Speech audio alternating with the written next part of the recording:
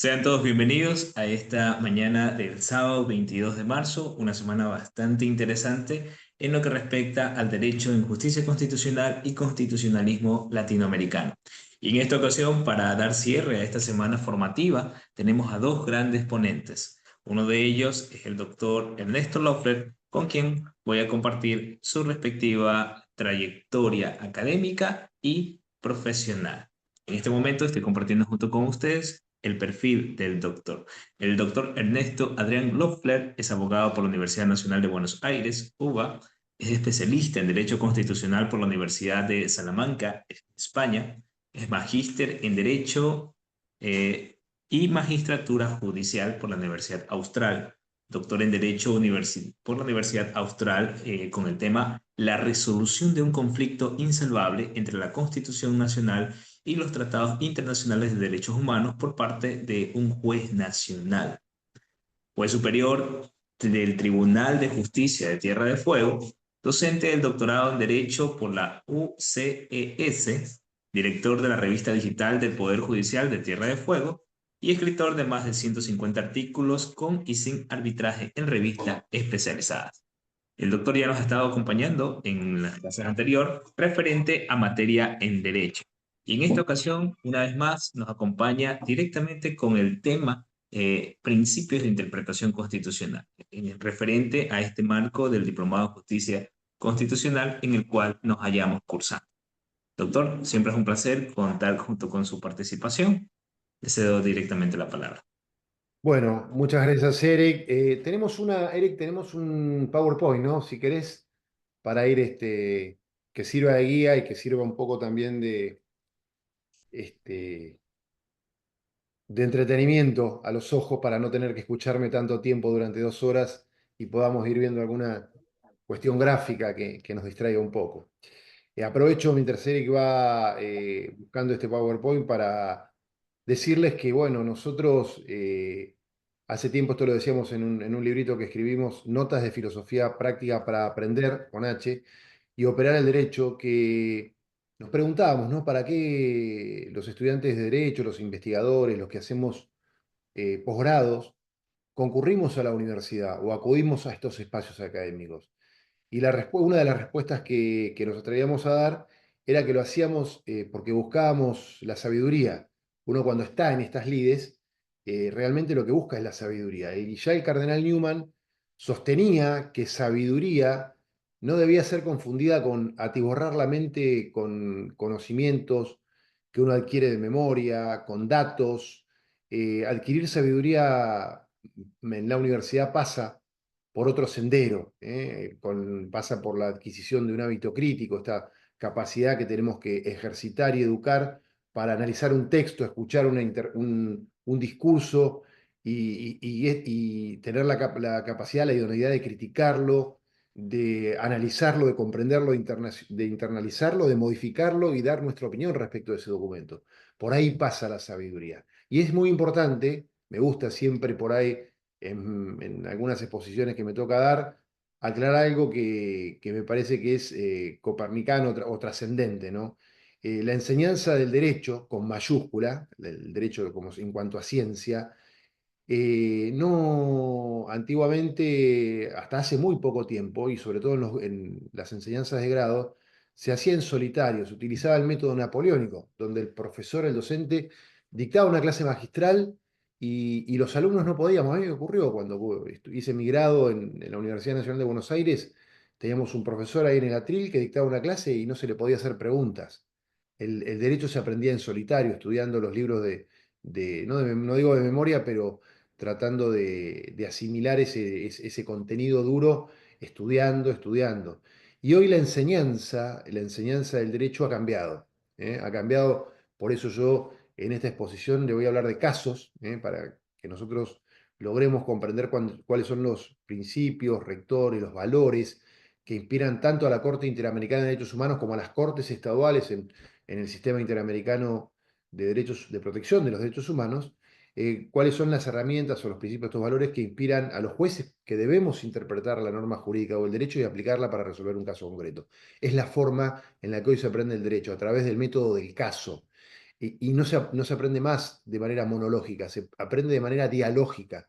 Por eso es importante que cuando un profesor dicta una clase, también el alumnado pregunte, interrogue, interrumpa, deje un criterio, porque de esta manera, dialogando, se aprende mucho mejor el derecho y a través de la experiencia que, que brinda el profesor o que brinda el alumno con una opinión o con una pregunta, el debate se enriquece y se genera un círculo virtuoso del cual nos vemos todos beneficiados. Así que, como siempre le digo a Eric, o en este caso Eric está eh, a cargo de la coordinación de esta charla de hoy, si alguien tiene alguna duda, alguna pregunta, no tenga ningún problema en interrumpir y hacerla.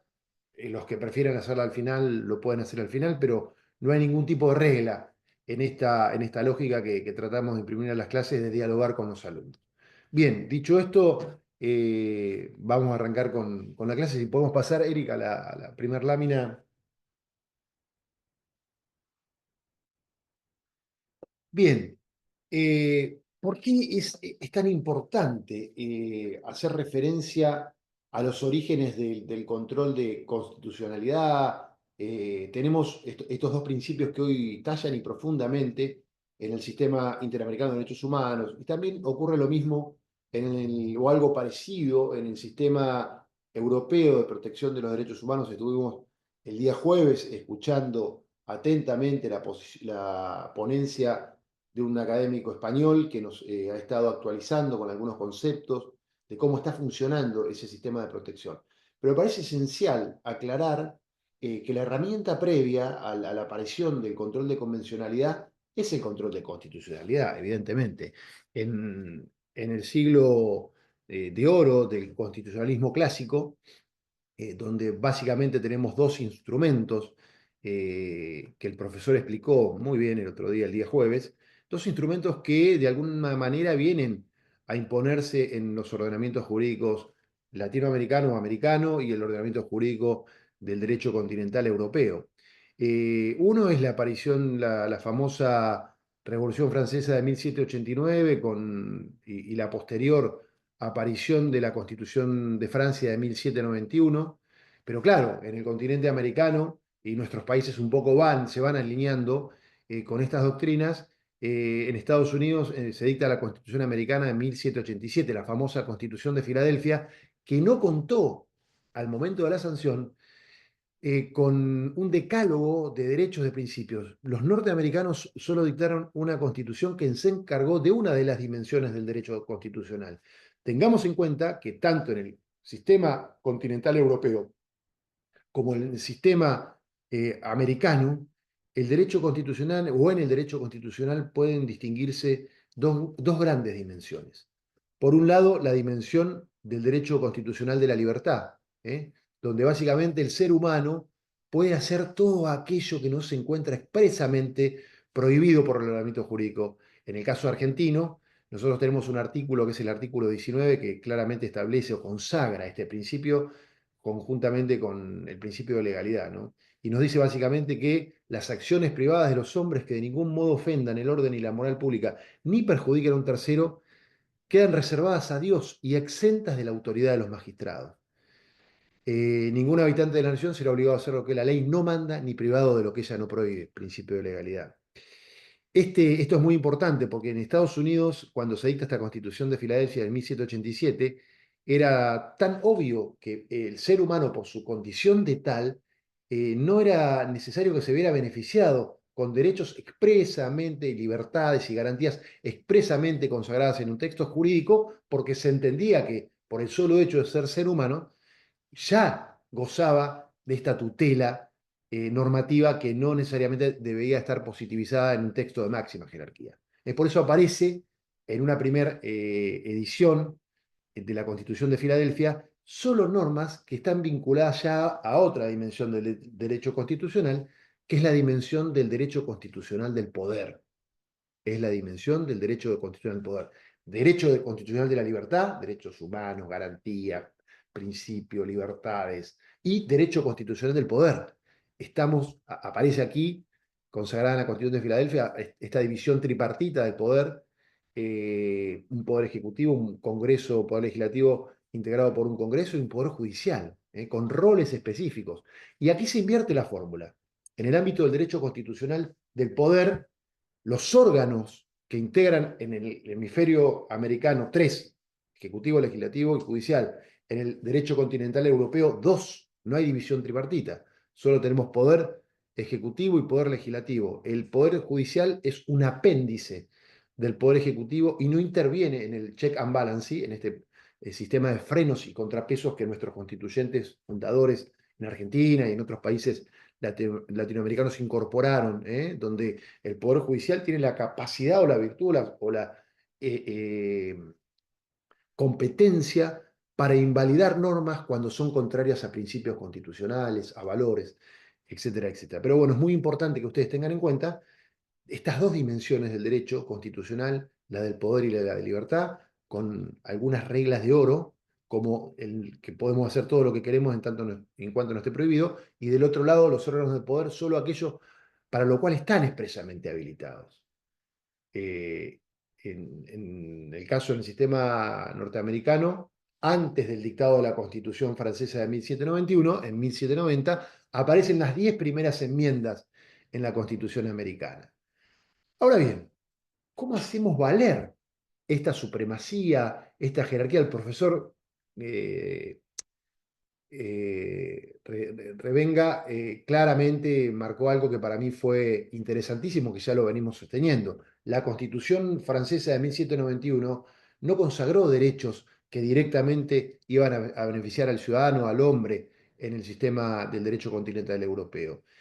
Fueron mandatos, fueron derechos consagrados, en tanto mandatos dirigidos al legislador para que a través de la ley, que era la norma más importante en ese momento del ordenamiento jurídico en el derecho continental europeo, fuera dictada, principios rectores que el legislador iba a tener que tener en cuenta para después reglamentar esos derechos constitucionales. En cambio, en el sistema norteamericano, esos principios, esos derechos directamente van a estar beneficiando al ser humano.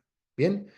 Ahora bien, surgió el problema en Estados Unidos de cómo, o la discusión, tanto en el Federalista, en algunos otros textos de Iredell, bueno, Iredell y otros juristas norteamericanos, el propio Marshall, con la aparición que viene un poco a aclarar la situación, con el dictado del presidente Marbury versus Madison, donde claramente se determina a través de un análisis que se hace de varios antecedentes, porque no fue Marshall el creador del control de constitucionalidad como herramienta para garantizar esta supremacía y primacía normativa del texto constitucional y hacer operar al Poder Judicial como un poder contramayoritario. Es el Poder Judicial el que le va a decir al Poder Ejecutivo y al Poder Legislativo, señores, ustedes con esta norma que dictaron están violando valores, principios, preceptos consagrados en el texto constitucional y por lo tanto son inválidos.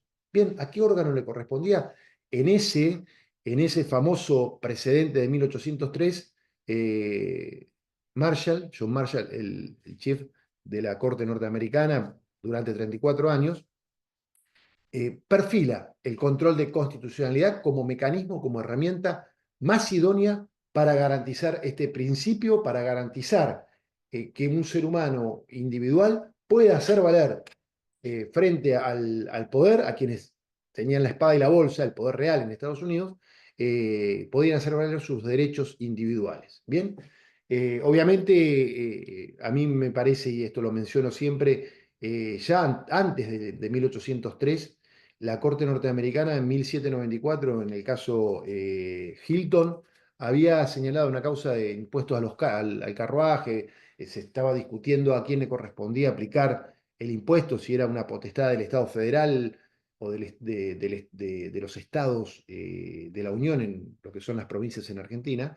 Y en ese precedente, el entonces chief de la Corte claramente señaló que si él tuviese que declarar inválida una norma por ser contraria a la Constitución, lo iba a hacer. Que en este caso no hacía falta, pero de alguna manera ya se venía insinuando en Estados Unidos, ya en 1794, anteriormente, antes del dictado de la Constitución de Filadelfia, en muchos estados se ejerció control de constitucionalidad y se invalidaron leyes estaduales, esto lo marca el maestro Sagüez en varios precedentes. Yo lo cito en un trabajo, búsquenlo si quieren, John Marshall, padre del control de constitucionalidad, acerca de algunos precedentes que habrían inspirado al notable juez para la creación de esta herramienta denominada Judicial Review o control de constitucionalidad. Pero bien, tengan en cuenta esto. ¿En qué se basan estas declaraciones de inconstitucionalidad estaduales que fueron dictadas por las Cortes de esos 13 primeros estados fundadores en Estados Unidos previos a la aparición de la Constitución de Filadelfia? Se basan en un precedente del derecho inglés que me parece a mí que es crucial tener en cuenta, que es el precedente Bonham. El precedente Bonham, en 1610, un juez que fue Koch, se anima a declarar en inválida una disposición dictada por el rey.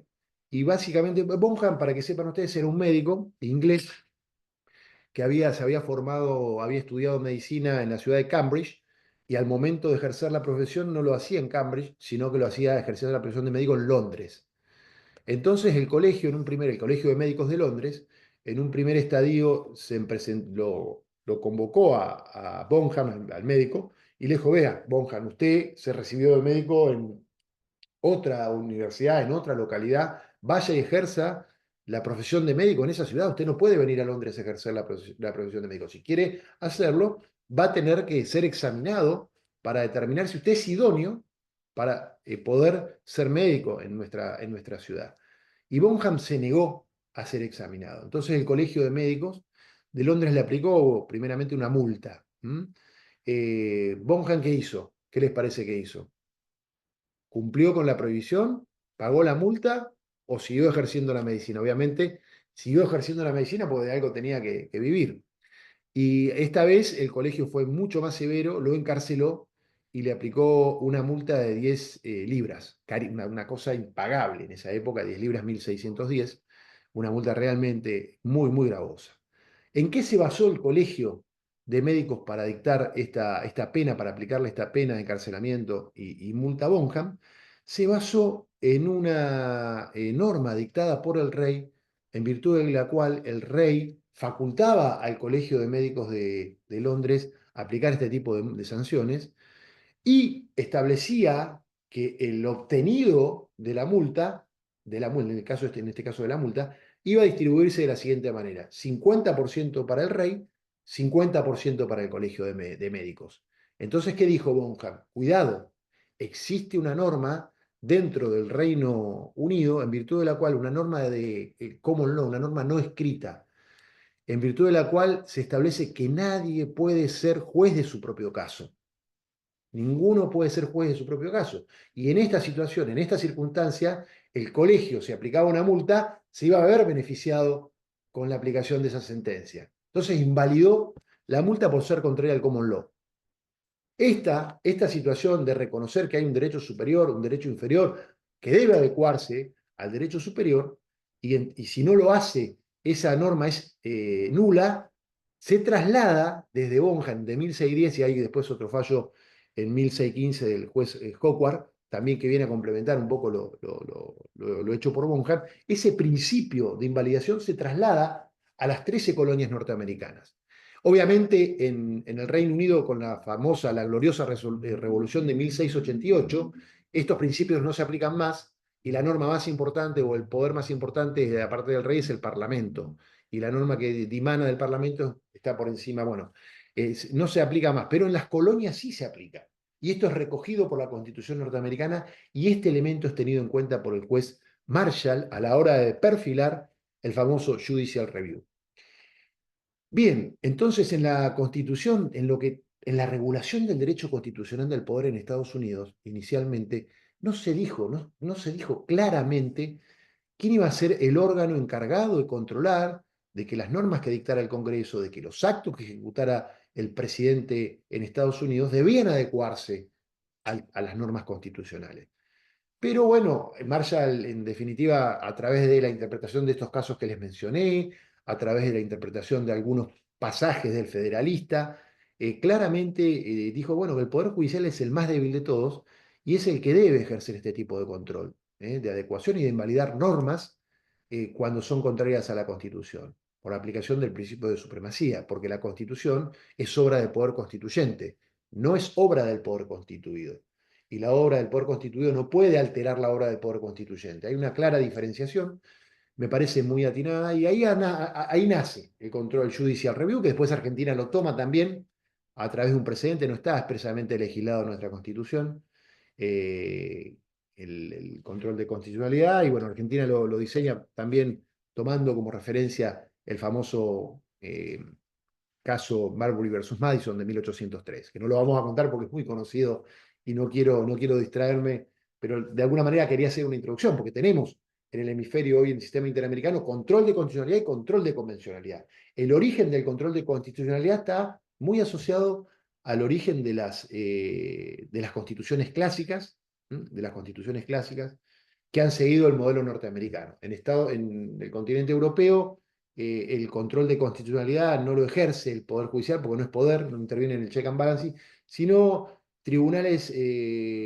constitucionales que son creados, que son órganos generalmente a tempore, integrados por jueces.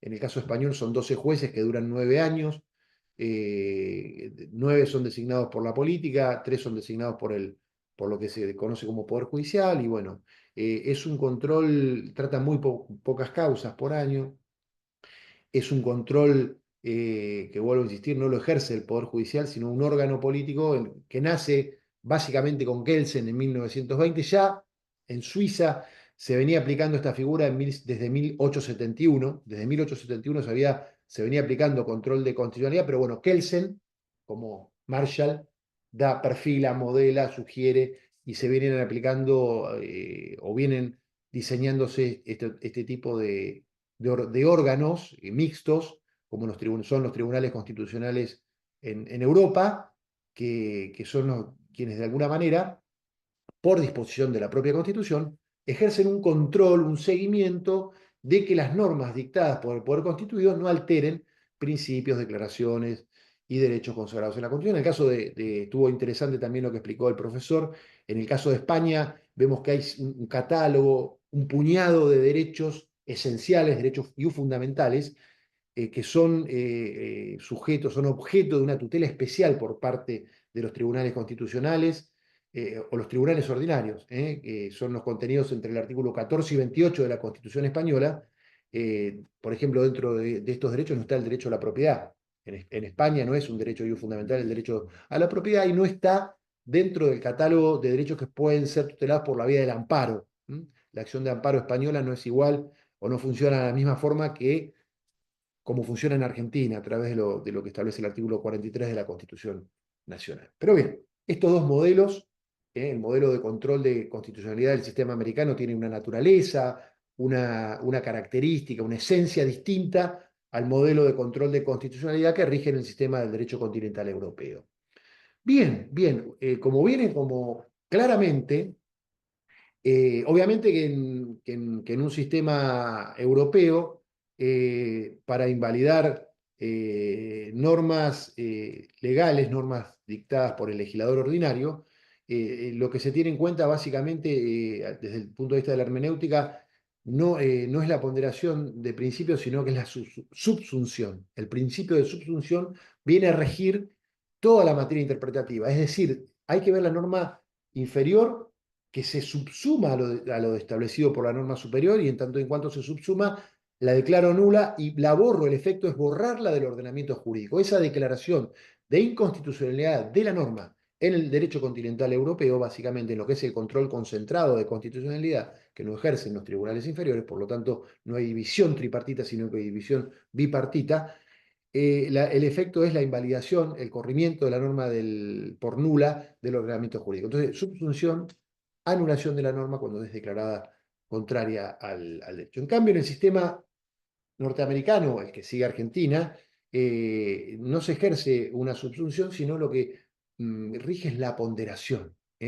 Frente a dos principios, cuando uno tiene que aplicar uno para resolver un conflicto y desechar otro, y bueno, tenemos que ver, ponderar, pesar cuál es el derecho que rige en el caso, y si el derecho obviamente es un derecho de mayor jerarquía, tengo que aplicar el derecho de mayor jerarquía, pero lo hago a través de otros mecanismos, de ver el peso de ese derecho. A veces vamos a tener que hay conflictos normativos que se producen entre normas del mismo valor jerárquico. Entre dos tengo el derecho de huelga tutelado por la Constitución y el derecho a la educación de los alumnos que tienen derecho a aprender, consagrado por el artículo 14. Entonces, para resolver una huelga, por ejemplo, de docentes que puede transitar por los 2 o 3 meses consecutivos, sin dictado de clase, y bueno, ¿cuál es el derecho que más vale? Los dos tienen jerarquía constitucional. Tengo que ponderar, tengo que pesar a los efectos de ejercer una correcta hermenéutica.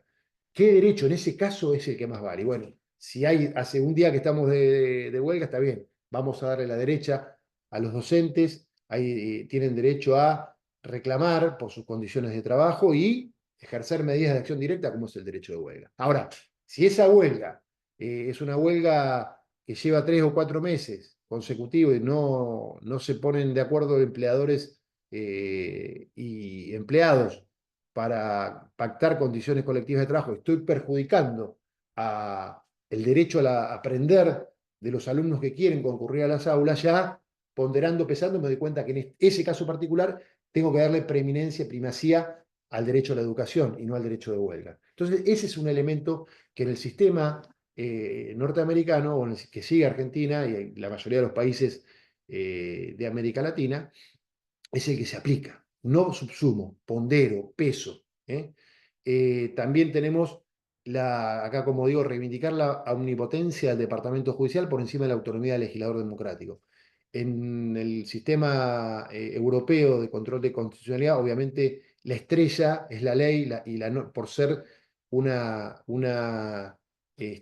creación del Parlamento, del Poder Legislativo, que es quien detenta la preponderancia en el sistema. En cambio, en los sistemas que siguen los principios filosóficos de la Constitución de Filadelfia de 1787-1790, el Poder Judicial tiene un rol distinto. Es un poder que tiene, en tanto poder, participa del sistema de frenos y contrapesos. Cuando el legislador ordinario dicta normas contrarias a la Constitución, tiene la potestad de invalidarlas.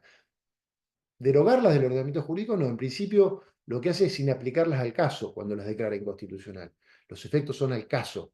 Tengámoslo en cuenta porque después vamos a comparar estos institutos, estos perfiles, estas características, con las características del control de convencionalidad en el sistema interamericano. Y el rol de la Corte, el rol de la Corte Interamericana, el rol de la Comisión en el sistema nuestro, el rol de las Cortes estaduales, de las distintas naciones que integran el sistema interamericano.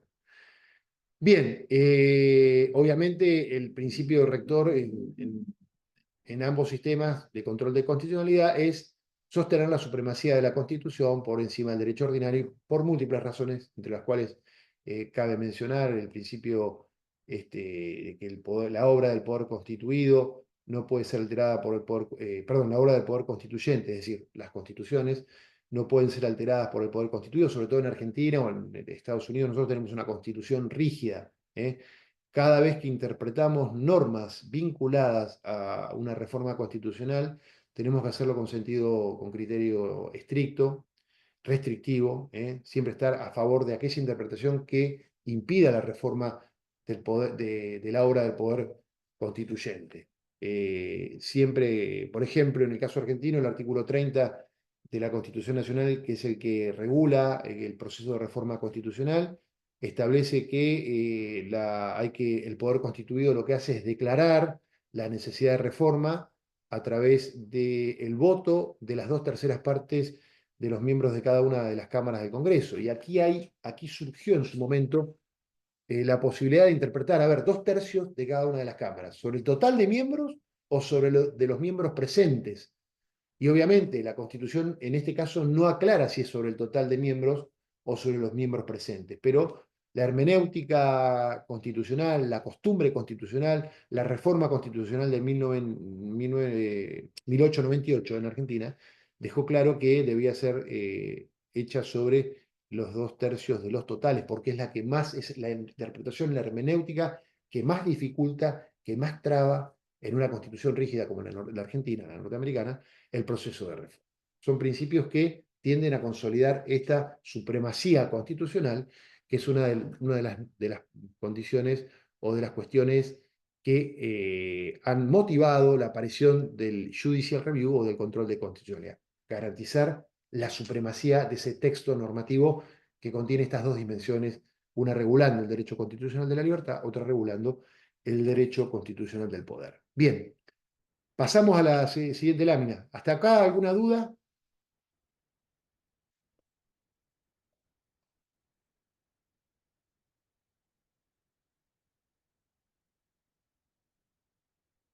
Bien.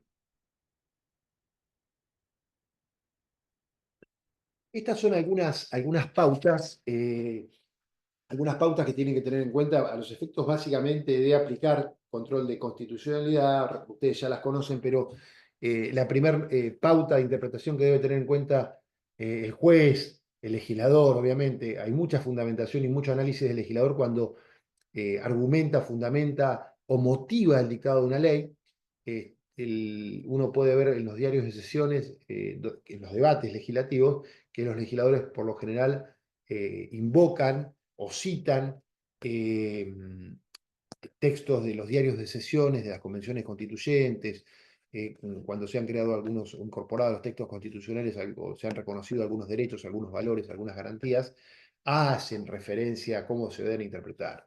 Ahora vamos a ver nosotros en el caso de colisión entre un tratado internacional, o sea, primer pauta interpretativa, la objetiva es o gramatical, ver qué dice la norma y qué se entiende a través del sentido común, qué se entiende o cómo se entiende que debe regir esa norma. Bien, y está muy vinculado, como les decía, a la interpretación auténtica de la norma, la interpretación auténtica. Es decir, ¿qué quiso decir el legislador cuando dictó esa norma? Aquí tenemos, en materia de interpretación, me parece que es crucial, un principio que ahora se los voy a explicar, les voy a hacer otra introducción para explicar este principio. Nosotros en la República Argentina tuvimos varias etapas de constitucionalismo. Una primera etapa que ha caracterizado también a la mayoría de los países latinoamericanos. Una primera etapa que se denomina constitucionalismo clásico, que sigue de manera lineal lo ocurrido en Estados Unidos. La aparición de una primera constitución donde se consagran derechos civiles y políticos, básicamente, en lo que tiene que ver con el derecho constitucional de la libertad, y donde se produce una división tripartita del poder en lo que tiene que ver con el derecho constitucional del poder. Esas constituciones clásicas fueron luego del fenómeno provocado por la Constitución de 1907 de Querétaro en México, o la Reconstitución rusa de 1919, empiezan a recibir el influjo de lo que se denomina constitucionalismo social. Ese constitucionalismo social permite incorporar a los textos constitucionales derechos de segunda generación, derecho de huelga, derechos individuales del trabajo, darle jerarquía constitucional, derechos de la seguridad social, principio de dignidad humana, que es una consecuencia, el de dignidad humana viene después, pero bueno, en este fenómeno del constitucionalismo social se incorpora en Argentina con la reforma constitucional, primero de 1949 fue invalidada esta reforma, y en 1957 se reformó la Constitución Argentina, se incorpora el artículo 14 bis y se modifica el 67 inciso 11, y ahí en ese 14 bis se plasma lo que se conoce como fenómeno del constitucionalismo social. Ustedes saben que luego de la Segunda Guerra Mundial, básicamente, a nivel mundial, a nivel hemisférico, en Latinoamérica, se empezó a cuestionar si los textos constitucionales eran idóneos o alcanzaban a tutelar la dignidad humana, y obviamente la conclusión fue que no, porque lo hecho por el nazismo, persiguiendo, masacrando a determinados pueblos, a determinadas religiones, los gitanos, judíos, bueno, toda la atrocidad que comete el nazismo en Alemania, pone en evidencia o pone de manifiesto que la tutela, la protección del derecho constitucional y el mecanismo del control de constitucionalidad no alcanzaban para garantizar este principio de dignidad humana. Y por eso empiezan a aparecer las primeras declaraciones internacionales. La declaración, la Carta de Naciones Unidas, la Declaración Americana de Derechos Humanos, la Universal de Derechos Humanos, algunos pactos, el Pacto de San José de Costa Rica de manera posterior, y se empieza a pensar en la idea de que es necesario consagrar un orden convencional con tribunales que hagan valer la preeminencia de este orden o la validez, la obligatoriedad de este orden, cuando los estados no cumplen, los estados nacionales, no desconocen derechos consagrados de manera expresa en estas convenciones, en estos instrumentos internacionales de derechos humanos. Por eso el principal aporte de la Constitución de Bonn es la incorporación o el reconocimiento del principio de dignidad humana, principio de dignidad humana. No obstante esto, primero, aparte del constitucionalismo clásico, la incorporación del constitucionalismo social, surge una tercera etapa que es la del constitucionalismo ecuménico. Ahí tengo una pregunta.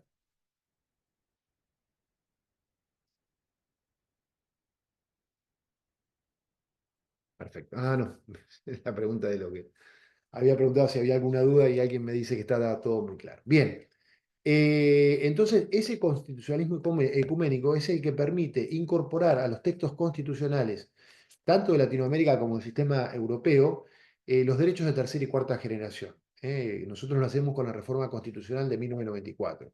Aparecen ya formas semidirectas de gobierno, en lo que tiene que ver con la forma, el derecho constitucional del poder, la iniciativa popular, la revocatoria de mandatos, la consulta popular, el recall o revocatoria de mandatos. Aparece el derecho ambiental, en la necesidad de darle jerarquía también constitucional o convencional a la tutela del ambiente, como mecanismo propicio para garantizar la dignidad humana a la que tenemos derecho todos los seres humanos. Aparecen también consagrados de manera expresa algunas garantías que ya habían surgido por construcción pretoriana de algunas cortes, como el derecho al amparo, el derecho al habeas corpus, el derecho al habeas data, los derechos de consumidor. Son todos derechos que son conocidos como derechos de tercera y cuarta generación. Esto es uno de los elementos que caracteriza al constitucionalismo ecuménico. Pero al mismo tiempo, dentro de este reconocimiento que se hace de derechos expresos, también surge el reconocimiento de la existencia de organismos internacionales, no me gusta hablar de supranacionales, de organismos internacionales que tienen la competencia para invalidar normas contrarias a los instrumentos internacionales de derechos humanos, como en el caso del hemisferio latinoamericano, la Corte Interamericana de Derechos Humanos, que es un órgano jurisdiccional, la Comisión Interamericana, que aparece ya a partir de 1950, la Corte es posterior, y en el sistema europeo también, una Comisión Europea de Derechos Humanos y un Tribunal Europeo de Derechos Humanos. Esta comisión funcionó hasta el año 1998 en el sistema europeo. A partir de ahí se dictó ahí lo que se conoce como Protocolo 11 del sistema europeo de derechos humanos. Desaparece la comisión y hoy cualquier ciudadano europeo llega directamente al Tribunal Europeo para plantear casos donde se ve afectada algún derecho, algún valor que tiene tutela en lo que es el Tratado Europeo de Derechos Humanos. En el caso del sistema interamericano, todavía nosotros seguimos teniendo comisión, que es el organismo al cual tenemos que recurrir para que analice este organismo si el caso nuestro amerita ser luego considerado juzgado por la Corte Interamericana de Derechos Humanos. Bien, entonces, parte de esta característica del derecho ecuménico, del constitucionalismo ecuménico, es la aparición de nuevos instrumentos internacionales y la aparición de órganos jurisdiccionales con competencia para declarar, contrarios a la convención, al derecho convencional, normas dictadas por los estados o conductas desarrolladas por los estados. Bien, en Europa tiene una característica, en el sistema interamericano tiene otra característica.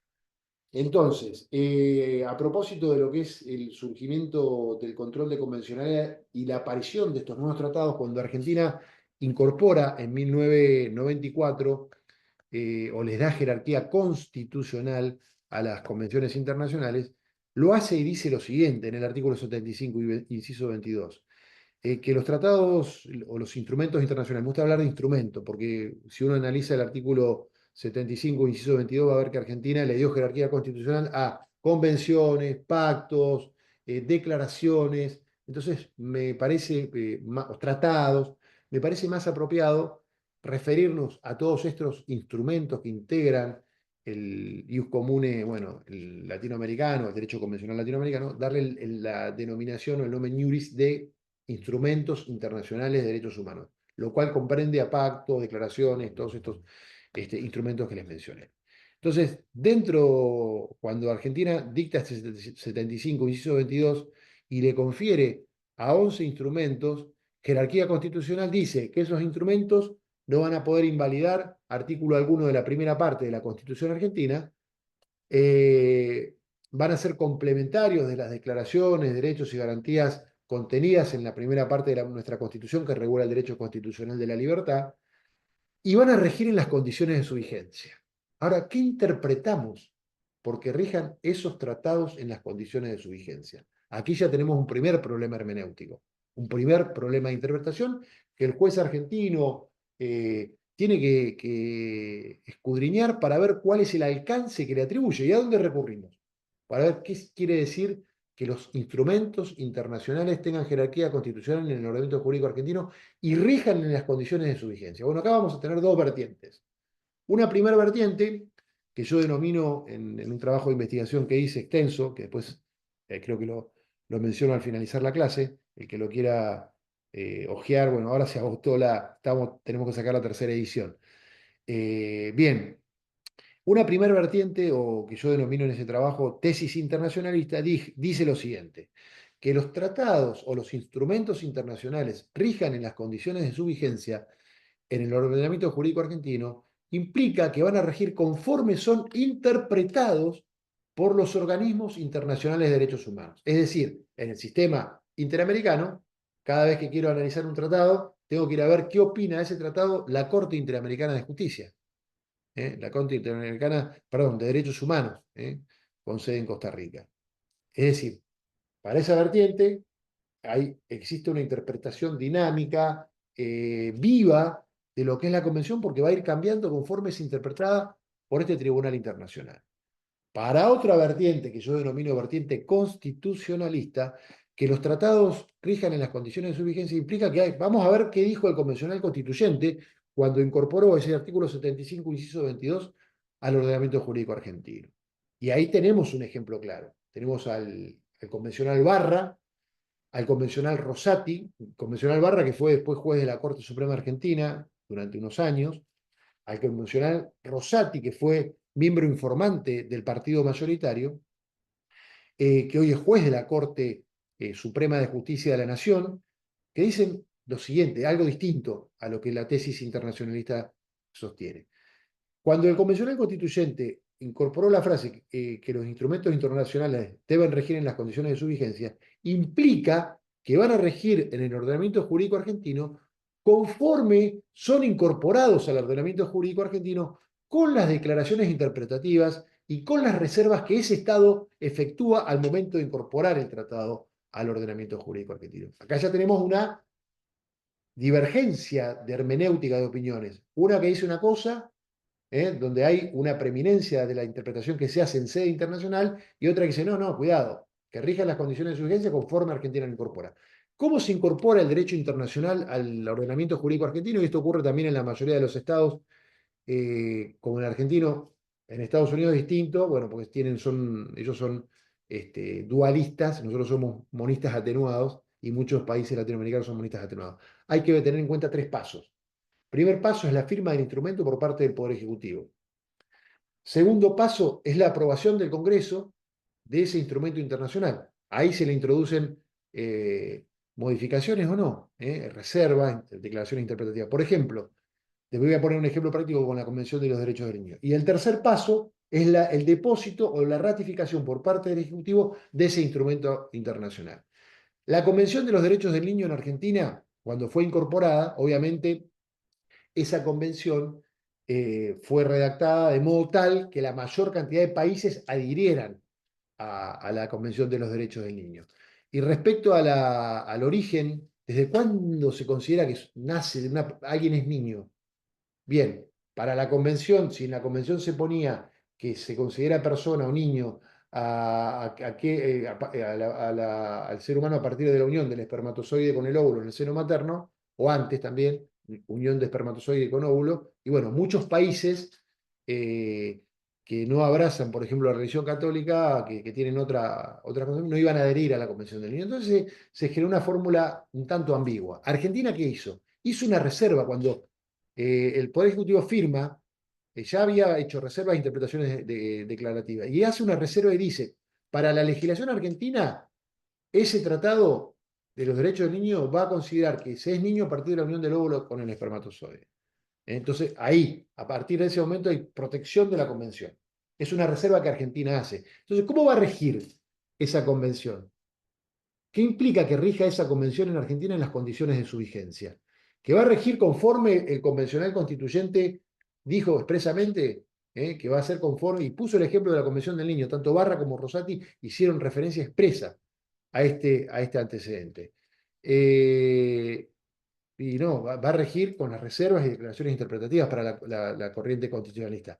Para los internacionalistas no. Ahí nos vamos a tener que remontar, por ejemplo, a lo dicho por la Corte Interamericana de Derechos Humanos en el caso contra Costa Rica, donde se cuestionó que existiera vida a partir de la unión con el espermatozoide, sino a partir de la implantación del embrión en el seno materno, recién a partir de ese momento, implantación del embrión en el seno materno. Eh, Hay dos interpretaciones, ¿cuál vale en el ordenamiento jurídico argentino? Bien, hay una hermenéutica, una interpretación auténtica. A mi criterio hay que ir al origen de la norma a ver qué dijo el convencional constituyente. Una regla hermenéutica que, bueno, quienes adherimos a la tesis constitucionalista vamos a defender, vamos a tutelar. Bien, esto entre paréntesis. Vamos, Eric, vamos a hacer una pausita, ¿te parece? ¿Cómo estamos con...? Sí, estamos bien con el tiempo, no hay problema. Vamos a hacer una breve pausa. ¿Te, ¿Mm? te parece que hacemos una pausa de 5 o 10 minutitos para tomar un Sí, unos cafecito? 5 minutos. Perfecto, perfecto. Dale. Listo, doctor.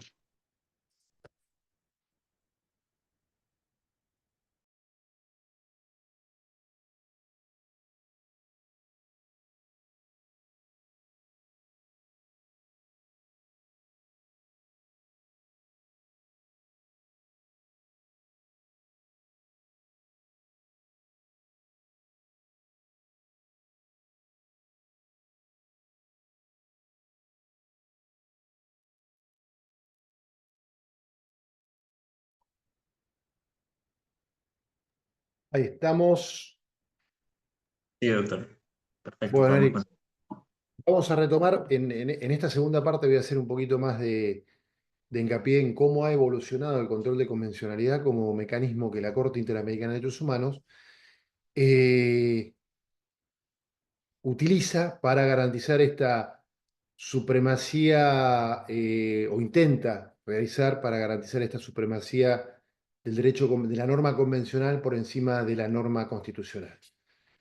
Así como el control de convencionalidad garantiza lo contrario, la primacía de la norma constitucional por encima de la convencional y la ordinaria de los ordenamientos jurídicos estaduales, la Corte Interamericana ha tratado de perfilar también algunos alcances del control de convencionalidad con éxito en algunos países y no tanto en otros. Como vamos a ver el caso argentino, no ha sufrido o no ha tenido la trascendencia que la Corte Interamericana ha querido.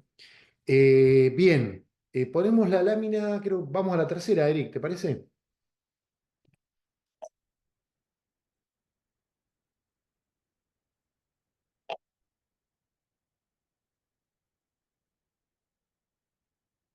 A la cuarta, creo ya, ¿no?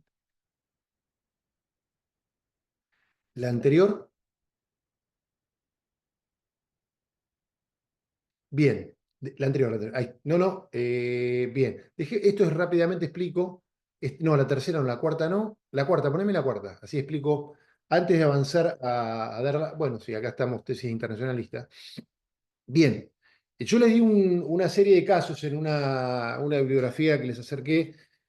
Fallos son fallos de la Corte Interamericana que de algún modo también permiten No es un catálogo completo, hay otros precedentes que no puse, como el caso Hellmans 1, Hellman 2, donde la Corte, aún hubo trabajadores cesados del Congreso versus Perú, donde la Corte Hellman versus Uruguay, donde la Corte Interamericana ha tratado de ejercer una potestad y una competencia que la Convención Americana no le fija. Bien, nosotros básicamente tenemos que tener en cuenta que a nivel de derecho o de control de convencionalidad, la Corte Interamericana hace o utiliza a través del voto del juez mexicano, primeramente Mirna McCann, en un voto aislado, insinúa que los jueces podemos o debemos ejercer del sistema interamericano, los jueces nacionales, una suerte de control de convencionalidad para verificar la adecuación, básicamente, de los preceptos locales, nacionales, o las conductas de los funcionarios eh, eh, nacionales a las normas, principios y valores de la Convención Americana de Derechos Humanos, o el ius comune latinoamericano. Bien, básicamente tengamos en cuenta lo siguiente. Cuando un país suscribe un instrumento internacional, básicamente, y de este instrumento surgen competencias de órganos como la Corte Interamericana, de órganos internacionales, esa competencia va a estar acotada únicamente a aquellos principios, aquellas reglas que expresamente los países a las cuales precisamente los países se obligan a cumplir. No hay posibilidad de que estos organismos, como ocurre si en el ámbito nacional, de que estos organismos generen construcción, a mi criterio, construcción pretoriana de principios que luego va a pretender sean aplicados por las cortes estaduales. Por ejemplo, solamente entiendo yo que los países que han suscrito la Convención Americana y han acatado la jurisdicción de la Corte Interamericana, deberían estar a lo que se denomina res legislata o res pactata. Res legislata, que es lo que está establecido en el convenio o pactado en el convenio, y no así a la res declarata, a la res judicata o la res interpretata. Bueno, en realidad res legislata, res pactata y res declarata hace referencia a pactos o tratados o declaraciones que se efectúan a través de los instrumentos internacionales de derechos humanos. La res judicata, acá decimos que la res legislata, la res pactata y la res declarata obliga al jugador, al juez, en caso de un conflicto normativo, a extremar sus esfuerzos para armonizar. Siempre el juez nacional tiene que tratar siempre de armonizar la norma convencional con la norma constitucional, de modo de no excluir una en beneficio de otro, en perjuicio de otra. Esto es un principio, una regla de oro. Siempre tenemos que tratar de armonizar. Ahora, ¿qué ocurre cuando ese conflicto normativo es insalvable? El juez, para resolverlo, como voy a explicar más adelante, ocurrió en el caso Fontevecchia versus Argentina de la Corte Interamericana, o conocido en el ordenamiento jurídico argentino como Ministerio de Relaciones Exteriores. Y ahí teníamos, sí, una colisión de la norma convencional con la norma constitucional, un principio, si queríamos aplicar el principio pro homini, que es una de las normas también para resolver conflictos, es decir, aplicar la norma más favorable, independientemente de que sea la convencional o la constitucional, la norma que más favorece a la víctima. Y bueno, ese principio vamos a ver que en realidad opera en ciertos casos y no lo puedo aplicar siempre. Cuando el conflicto es entre dos víctimas o entre dos seres humanos, ¿eh? ¿Cómo aplico el principio de pro homine? Bien, entonces, en caso de conflicto normativo insalvable, cuando el juez no tiene otra alternativa en Argentina que aplicar una norma excluyendo la otra, va a tener que aplicar la norma constitucional, es la conclusión a la que arribamos. Pero bien, la res judicata. La res judicata es claro que los países que han adherido al sistema interamericano, a la convención y a la competencia de la Corte Interamericana, van a tener que cumplir, en principio, las sentencias que condenan a ese país. Esto en principio, porque hay que ver después cuáles son los alcances de la condena y hasta dónde se pueden extender. Recordemos que los tribunales internacionales de derechos humanos no son una cuarta instancia que tengan imperio, que tengan poder de casación de las sentencias que dictan las cortes nacionales. Entonces, la res judicata sí, pero en el marco del ámbito competencial que la propia Corte Interamericana tiene. No podemos estar acatando, cumpliendo una res judicata que aplique o que pretenda resolver en función a competencias que los pactos no le han atribuido a la Corte Interamericana. Y la res interpretata, más grave aún, o sea, la jurisprudencia, lo que pretende la Corte Interamericana es que su jurisprudencia, la que surge de los fallos, no solo se apliquen al país condenado, sino como en trabajadores cesados del Congreso, sea aplicable erga omnes, sea jurisprudencia que deban acatar obligatoriamente o cumplir obligatoriamente las cortes estaduales o las cortes nacionales de cada uno de los países que integran el sistema y que han acatado la competencia de la Corte Interamericana. Vamos a ver entonces, en rigor de verdad, que esta pretensión, o sea, la Corte Interamericana tiene una pretensión, la res legislata, la res pactata y la res declarata tiene que tener primacía normativa respecto de los preceptos constitucionales. La res judicata debe ser acatada de manera obligatoria por las cortes estaduales sin posibilidad de que éstas revisen si han sido dictados en el marco competencial que la corte, que el pacto le atribuye a la corte. Y la res interpretata, claramente la Corte Interamericana está pretendiendo que la hermenéutica que hace del pacto está que los instrumentos rijan en las condiciones de su vigencia, ni más ni menos, se extienda a países, a terceros países que no están participando en Alitis, que sea aplicable también, como lo hizo en Trabajadores Cesados del Congreso, como está pretendiendo en Hellman 1 y 2 versus Uruguay. O sea, la Corte claramente tiene una pretensión que excede, a mi criterio, el marco competencial que le atribuye la Convención Americana de Derechos Humanos y que la propia Corte Suprema Argentina ha señalado claramente en el caso Fontevecchia o Ministerio de Relaciones Exteriores cuando tiene que cumplir o aplicar una sentencia dictada por la Corte Interamericana. Pasamos al otro cuadro porque me parece que también es ejemplificativo o esclarece un poco. No, al anterior, perdón, al anterior. Volvemos al anterior. Bien, es muy importante nosotros en los ordenamientos jurídicos nacionales, como el argentino antes de la reforma de 1994, teníamos en términos kelsenianos, una pirámide jurídica donde en el vértice de la pirámide estaba apoyada la Constitución. La Constitución era la norma suprema del ordenamiento jurídico argentino en solitario y era la norma que detentaba la primacía normativa. Son dos conceptos distintos. ¿Qué se entiende por supremacía? Si uno quiere analizar en cada uno de los ordenamientos jurídicos del sistema interamericano cuál es la norma que mayor rango normativo detenta dentro de ese ordenamiento jurídico, tiene que ir al texto constitucional. Caso Argentina, Argentina ver la Constitución, Chile ver su Constitución, Ecuador ver su Constitución, Perú ver su Constitución. Bueno, cada uno de los países determina a través de su constitución cuál es la norma que tiene mayor valía. Y en esa condición, y por esa condición, dice Coragero Pizzolo, que las constituciones son supremas, porque son aquellas disposiciones que son las que ordenan. Y esa facultad de ordenar es la que le confiere el carácter de norma suprema del ordenamiento jurídico argentino. Puede ser, como en el caso argentino, que yo defiendo en mi tesis doctoral, que la supremacía sea de la Constitución. ¿eh? Podemos volver al cuadro, Eric, y la primacía normativa sea de otro instrumento. En el caso argentino, para mí, sigue siendo de la Constitución.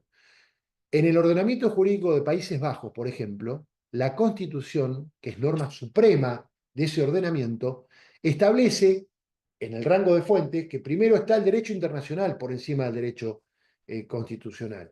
Entonces, en ese ordenamiento jurídico, en el de Países Bajos, la supremacía va a ser constitucional, pero la primacía normativa va a ser del derecho internacional. Bien, entonces tenemos que ver en el sistema interamericano, en cada constitución, cuál es la norma que la propia Constitución atribuye como suprema, o el cuerpo, o el plexo normativo que atribuye como suprema. En Argentina yo sigo sosteniendo que es la Constitución, después vamos a ver si tengo tiempo de explicar este sexto escenario de incorporación del derecho internacional de los derechos humanos del que hablo en mi tesis doctoral.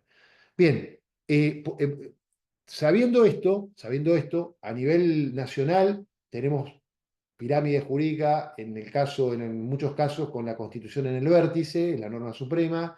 A veces hay otras normas que detentan la primacía normativa, pero a nivel del derecho internacional, la norma que está en la cúspide del ordenamiento jurídico son las conocidas normas de Ius Cogens. Las normas de Ius Cogens son las constituciones, o sea, es la constitución internacional. En el derecho internacional de los derechos humanos y en el derecho internacional en general, la norma que más valor tiene, la que detenta la primacía normativa de esos ordenamientos, es el Ius Cogens, que son normas indisponibles. Por ejemplo, la abolición de la esclavitud es una norma que está como norma de Ius Cogens, que después ha sido positivizada por muchas constituciones y muchos ordenamientos jurídicos y muchas convenciones internacionales, pero que surgió en principio como una costumbre indisponible para los estados. Es una norma obligatoria para la comunidad internacional, norma Ius Cogens. Bien, Julio Barberis, un profesor argentino, ya no está entre nosotros, un notable, fue profesor en la maestría de Derecho y Magistratura Judicial, fue también juez de la Corte Interamericana, distingue en una obra una norma de Ius Cogens en virtud de la cual se establece lo siguiente: ningún tribunal internacional puede extender los efectos de su sentencia a terceros que no han participado de la litis internacional. Es muy importante esta norma de Cogens. Norma de Cogens, que en latín él formula de la siguiente manera: res inter alios iudicata alis necet prodest. Es decir, los tribunales internacionales no pueden extender los efectos de sus sentencias a terceros que no han participado en la litis internacional. Y vean ustedes que todos los juicios que sustancia la Corte Interamericana, los demandados son países, no son personas humanas. Por ejemplo, en el caso Fontevecchia, Fontevecchia y D'Amico se presentaron en la comisión y la comisión entabló una demanda contra el Estado argentino. Esa sentencia que dictó la Corte Interamericana podía afectar derechos de Menem, Carlos Saúl Menem, que fue un tercero que no participó en la litis internacional. Por lo tanto, invocando esta norma de Ius Cogens, resulta de una hermenéutica realmente no muy adecuada o apropiada pretender que esa sentencia afecte el derecho de defensa de Menem, o el derecho a la propiedad de Menem, o el derecho patrimonial de Menem, un tercero que no tuvo participación alguna en la litis internacional, porque ese juicio de Fontevecchia y Amico no fue contra Menem, fue contra el Estado argentino. Bien, entonces tengan en cuenta este precepto porque de algún modo nos permite comprender, a mi criterio, cuál es el verdadero alcance que se le debe conferir a las sentencias que dictan los tribunales internacionales, como la Corte Interamericana de Derechos Humanos en el hemisferio, en el sistema interamericano, y el Tribunal Europeo de Derechos Humanos, que para muchos solamente dicta sentencias declarativas. Declarativas apuntadas a los estados, no a los individuos. A los estados, que son los que por lo general pagan una indemnización para resarcir un daño, y es un pago mínimo que hace. No se imagine que las condenas que emite el Tribunal Europeo de Derechos Humanos, cuando condena a pagar sumas de dinero para resarcir alguna afectación o alguna lesión a un derecho tutelado por la Convención Europea de Derechos Humanos, es una suma cuantiosa. Por lo general solo está vinculado a resarcir gastos judiciales, honorarios, etcétera, etcétera. Bien. Pasamos entonces a la próxima, ¿no? A la otra. Acá estamos. Bueno, voy a poner entonces, yo en los casos que les di a ustedes, ahí tenemos el caso Mirna Machan, no lo mencioné, pero bueno, es el primer caso donde la Corte Interamericana, a través del voto del juez mexicano, por primera vez en la historia de este tribunal, habla de la posibilidad de aplicar control de convencionalidad, como lo hizo Marshall en 1803, no. Recién en otro caso, que les di, a ver, pasamos a los casos, pasá una lámina más. Una más. Recién en Almonacid Orellano, la Corte, el juez Ramírez, el juez mexicano, ya empieza a hablar de los perfiles que caracteriza al control de convencionalidad y claramente nos dice que cuando un Estado ha ratificado una convención, como en el caso de la Convención Americana, sus jueces, los jueces nacionales, como parte del aparato del Estado, también están sometidos a ella. ¿Eh?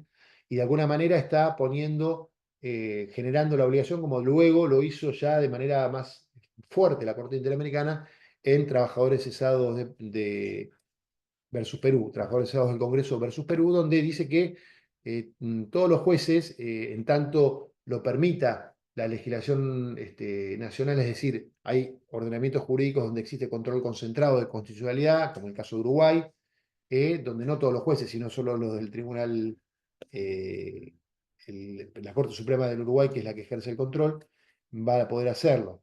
Bueno, entonces todos los jueces, en el marco de sus posibilidades, van a ejercer una suerte de control de convencionalidad que puede ser, el control de convencionalidad, conforme lo ha perfilado la Corte Interamericana hoy, puede darse a nivel nacional, es decir, los tribunales, en el caso argentino, como todos los jueces podemos ejercer control de convencionalidad, también podemos ejercer control de convencionalidad.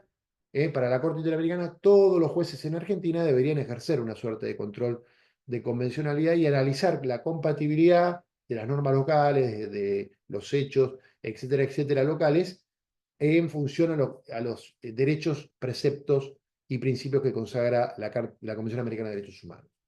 Ahora tenemos el caso Boyce y otros casos Barbados, donde se establece que es el Poder Judicial quien debe ejercer el control de constitucionalidad. Luego en López versus Honduras, son algunos interesantes antecedentes que nos van a permitir ver cuáles son los perfiles que la Corte quiere imprimirle al control de convencionalidad. Pero me parece que hay un fallo paradigmático, que yo lo cito, les doy algunos, hago un resumen en el material que les envié, que es el famoso caso, conocido como la última tentación de Cristo, ¿no? Versus Chile. En este caso, a partir de una disposición administrativa dictada en Chile por el Consejo Cinematográfico Nacional del año 1986, se impide la difusión de la película conocida como La Última Tentación de Cristo en Chile. Recién en el año 1996 se habilita la difusión, pero solo a menores de edad. Hay un planteo que efectúan unas agrupaciones religiosas en relación a esta autorización y se logra invalidar, se logra la prohibición de la difusión de esta película. Esta prohibición es avalada administrativa, es avalada por un juez de primera instancia, luego por segunda instancia y el Tribunal Constitucional chileno. Y el caso es llevado por 4 o 5 ciudadanos chilenos a la Comisión Interamericana. La Comisión Interamericana lo lleva a la Corte y la Corte Interamericana de Derechos Humanos, el 5 de febrero de 2001, dicta una sentencia en virtud de la cual declara contraria a la Convención Americana el artículo 19.12 de la Constitución chilena, que impedía, perdón, que habilitaba la censura previa. ¿Eh?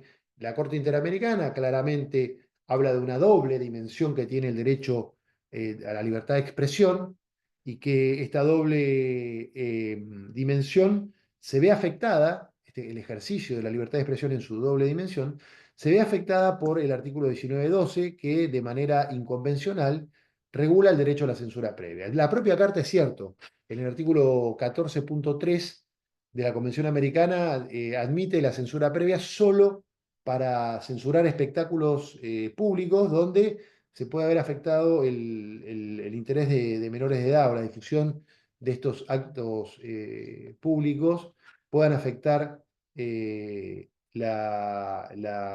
puedan afectar a menores de edad por el contenido de este tipo de actos. Es el único supuesto que la Convención Americana admite. Por lo tanto, la Corte Interamericana señala que este artículo 19.12 de la Constitución chilena es contraria a la Convención, al artículo 14, al artículo primero 1.1 y 2 de la Convención Americana de Derechos Humanos, y en la parte resolutiva de la sentencia obliga o manda al Estado chileno a que modifique su constitución nacional y la adecue a los alcances de la Convención Americana de Derechos Humanos. Fíjense ustedes qué fuerte la decisión de la Corte. que está de alguna manera, está obligando a un Estado a que modifique su texto constitucional, su norma suprema, su norma suprema debe ser modificada a los efectos de adecuar esa disposición de máxima jerarquía a la Convención Americana. De este modo la Corte Interamericana en el año 2001 está marcando claramente que las constituciones del sistema interamericano deben ser conformes a la Convención Americana de Derechos Humanos.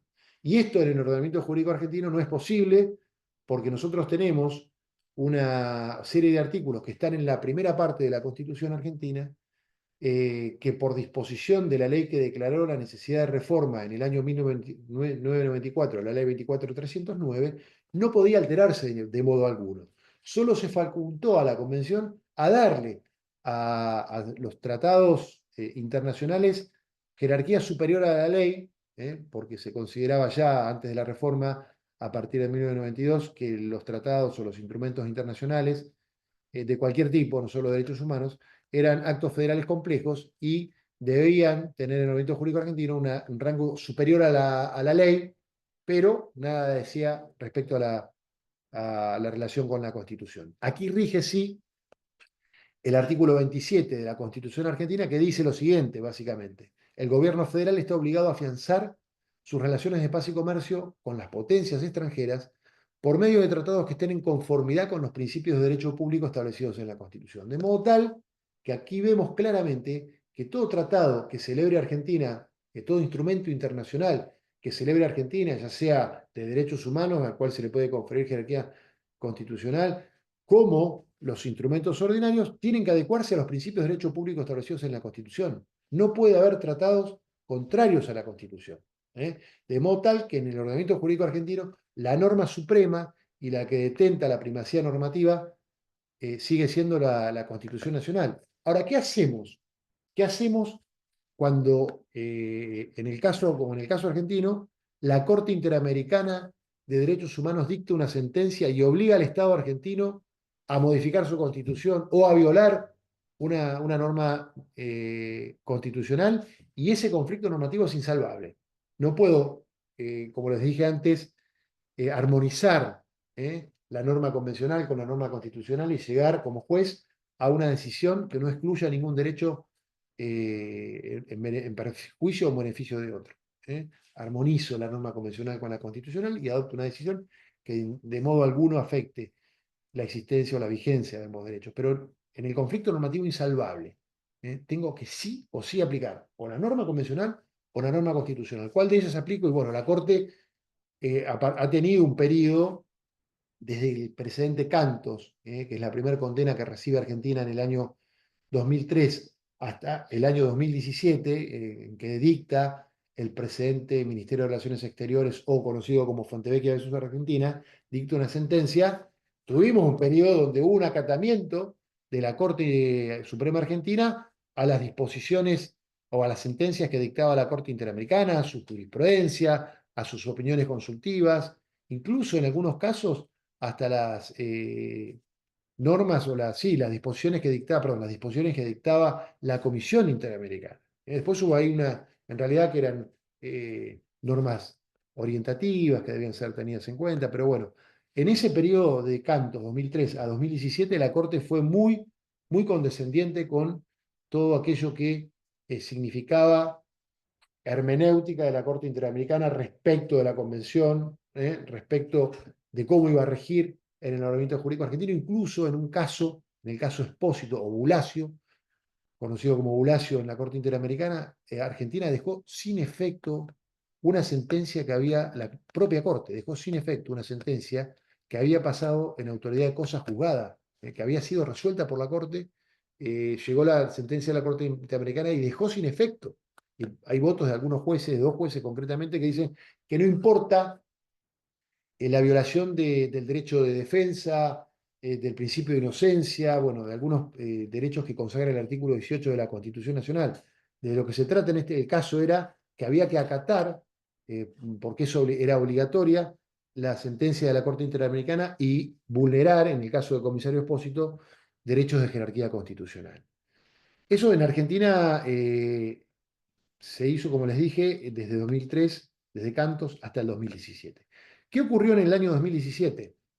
Pasamos a otra lámina, por favor, Eric.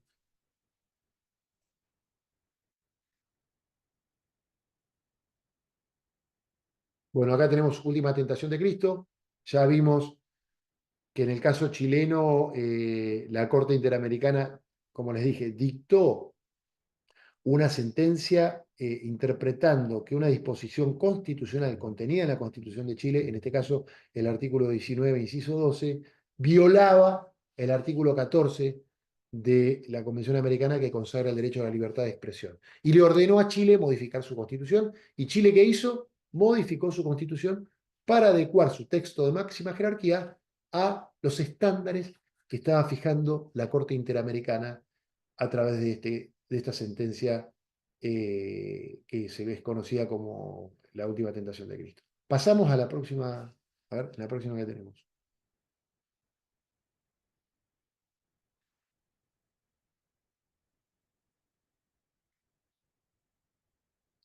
Y vamos a dejarlo ahí. Bien, ¿qué ocurrió con el caso Fontevecchia? Fontevecchia y Amico son demandados por el entonces presidente Carlos Saúl Menem por haber difundido un material fotográfico y haber hecho publicaciones periodísticas en relación a un supuesto hijo que él habría tenido con una ciudadana de la provincia de Formosa. Eh, este caso terminó con una condena en la Cámara de Apelaciones en segunda instancia, en virtud del cual se había condenado a D'Amico y a Fontevecchia a pagar una indemnización cercana a los $100.000 cada uno. Ellos se agravian de esta decisión de Cámara, interponen recurso extraordinario federal ante la Corte Suprema de Justicia de la Nación y la Corte se expide confirmando la condena, pero modificando los montos de condena y estableciéndolos en el orden de los 60.000 pesos, $60.000, perdón, que cada uno de los demandados debería pagar. Obviamente, esta ejecución, luego de la sentencia, se hizo de manera, se embargaron las cuentas de Amico y de Fontevecchia y se fueron descontando parcialmente montos muy significativos, lo que hicieron que la percepción de la condena demorara muchos años en materializarse, en concretarse. No obstante ello, tanto D'Amico como Fontevecchia acuden a la Comisión Interamericana de Derechos Humanos y hacen un planteo por violación del derecho a la libertad de expresión que es acogido por la Comisión y llevado por esta a conocimiento de la Corte Interamericana que dicta una sentencia en virtud de la cual se condena a Argentina a básicamente tres cosas. Primero, dejar sin, o lo más importante me parece a mí y lo discutido, dejar sin efecto la sentencia que se había dictado en la causa Menem versus Fontevecchia y otros, o D'Amico, dejar sin efecto esta sentencia que ya había pasado en la autoridad de cosas juzgadas en el ordenamiento jurídico argentino. En segundo lugar, ordenaba la difusión de la sentencia de la Corte Interamericana en los medios, la difusión en el ámbito tribunalicio, en medios de difusión de los alcances de la sentencia de la Corte Interamericana. Y en tercer lugar, devolver la suma de dinero que los condenados, D'Amico y Fontevecchia, habían pagado en cumplimiento de la sentencia que había dictado la Corte Suprema de Justicia de la Nación, haciendo lugar a la demanda de Menem, presentada por Menem. Bien, de todo esto, la Corte, o sea, se hace una presentación del Ministerio de Relaciones Exteriores ante la Corte para que la Corte cumpliera con la sentencia de la Corte Interamericana. Esto motivó el dictado de una sentencia por parte de la Corte con votos interesantes, votos del juez Rosati, voto del juez Lorenzetti. Lorenzetti, algunos podrían decir un cambio de criterio, porque Lorenzetti desde el 2003 al 2017 mantuvo una política de acatamiento de las decisiones o de las sentencias, de los criterios jurisprudenciales que imponía la Corte Interamericana a través de sus fallos. pero bueno, cabe aclarar que esto lo hacía en causas básicamente donde estaban vinculados o estaban vinculadas personas que habían cometido delitos de lesa humanidad, y él, yo hago una explicación en algunas, he hecho varias explicaciones justificando el apartamiento de Lorenzetti de estos criterios, porque básicamente él adhiere a una tesis no positivista, sigue Alexis, él pondera, bueno, y en el caso de los delitos de lesa humanidad hay cuestiones que eh, permiten apartarse de la norma positiva y dejarlas de lado y aplicar, en este caso, los principios que impone la Corte Interamericana. En el caso Ministerio de Relaciones Exteriores o Fontevecchia, estos supuestos no se daban. Por eso Lorenzetti también vota en línea con la mayoría de la Corte, integrada en este caso por Rosengren, Rosati, Lorenzetti, Hayton de Nolasco, y en minoría vota Maqueda, que Maqueda sí sigue los lineamientos internacionalistas que venía pregonando la Corte desde 2003 al 2017, y avanza con la idea de aplicar lisa y llanamente la orden que había dado la Corte Interamericana en su sentencia. Estas tres cuestiones: dejar sin efecto, devolver las indemnizaciones que habían pagado los condenados, y publicar la sentencia, hacer una anotación también marginal de la sentencia de la Corte Interamericana, el tomo pertinente donde la Corte Suprema publica sus sentencias, las sentencias de todo tipo que dicta este tribunal. Bien, entonces hay que aclarar algo. ¿Cuánto se imaginan ustedes que desde que la Corte, yo esto lo estudié, desde que la Corte dictó su primera sentencia, Corte Interamericana dictó su primera sentencia, creo que en el año 1987, hasta el año 2018, solamente el 8,3% de las sentencias dictadas por la Corte Interamericana habían sido cumplidas por las cortes o los estados demandados. Muy bajo el porcentaje de cumplimiento de las sentencias que dicta la Corte Interamericana. 8,03% en este periodo que va de 1987 a 2018. ¿Mm? Bien, en el caso de la sentencia, esta que se dicta contra Argentina, que pretende dejar sin efecto, violando principios constitucionales, contenidos mencionados por el artículo 27 de la Constitución argentina, la Corte plantea varias cuestiones. Primero, se cuestiona si la Corte Interamericana es una cuarta instancia revisora, que tiene la potestad de dejar sin efecto sentencias dictadas por las máximas autoridades judiciales dentro de los ordenamientos jurídicos nacionales. Y no surge del pacto que tenga estas atribuciones la Corte Interamericana, lo dice claramente. No es una cuarta instancia revisora, no tiene potestad, esto lo ha dicho también la Corte Suprema Argentina a través del voto de FAIT en otros fallos, en minoría obviamente, pero ha dicho que no tiene la potestad tampoco de aplicar penas. La Corte Interamericana solo lo único que puede hacer es considerar si hay adecuación de alguna norma o alguna decisión al pacto interamericano, pero esa decisión no opera como una instancia casatoria de sentencias que dictan los órganos jurisdiccionales en los distintos países que integran el sistema interamericano de protección de los derechos humanos.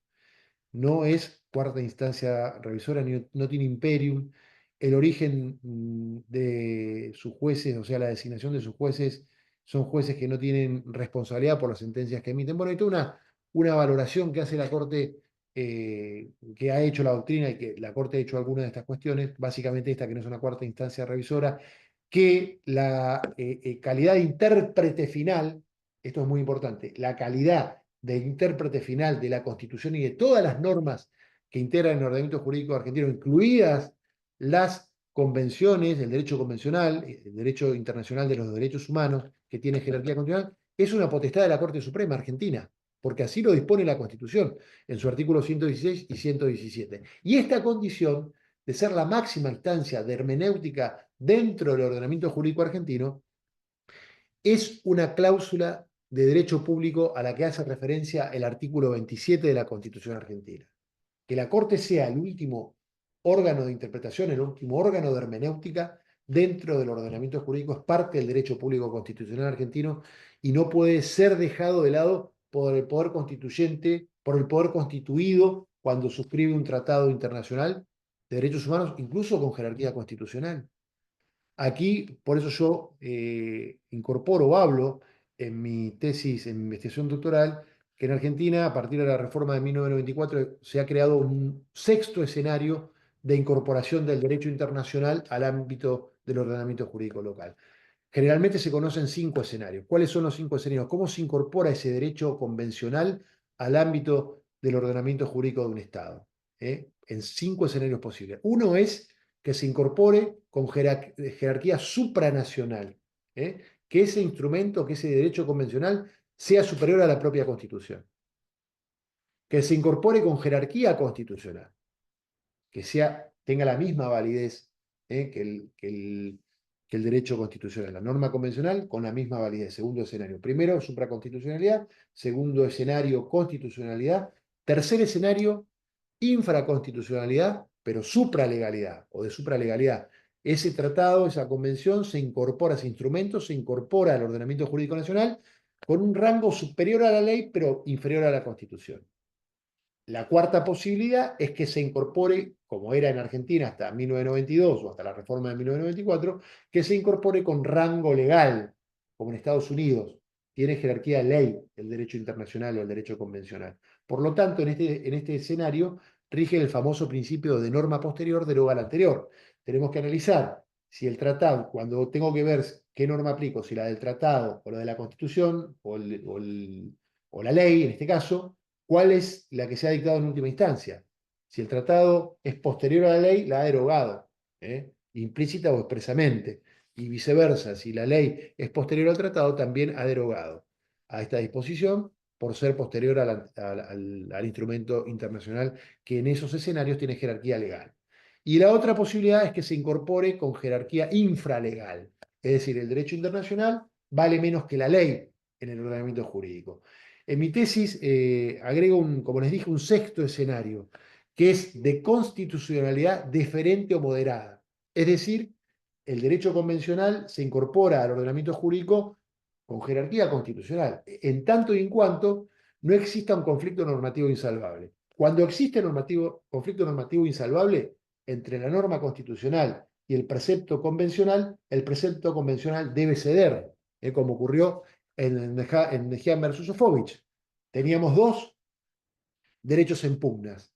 El derecho de defensa de Carlos Saúl Menem, el derecho de propiedad de Carlos Saúl Menem y el derecho convencional interpretado por la Corte Interamericana de D'Amico y Fontevecchia. ¿Cuál hacemos valer?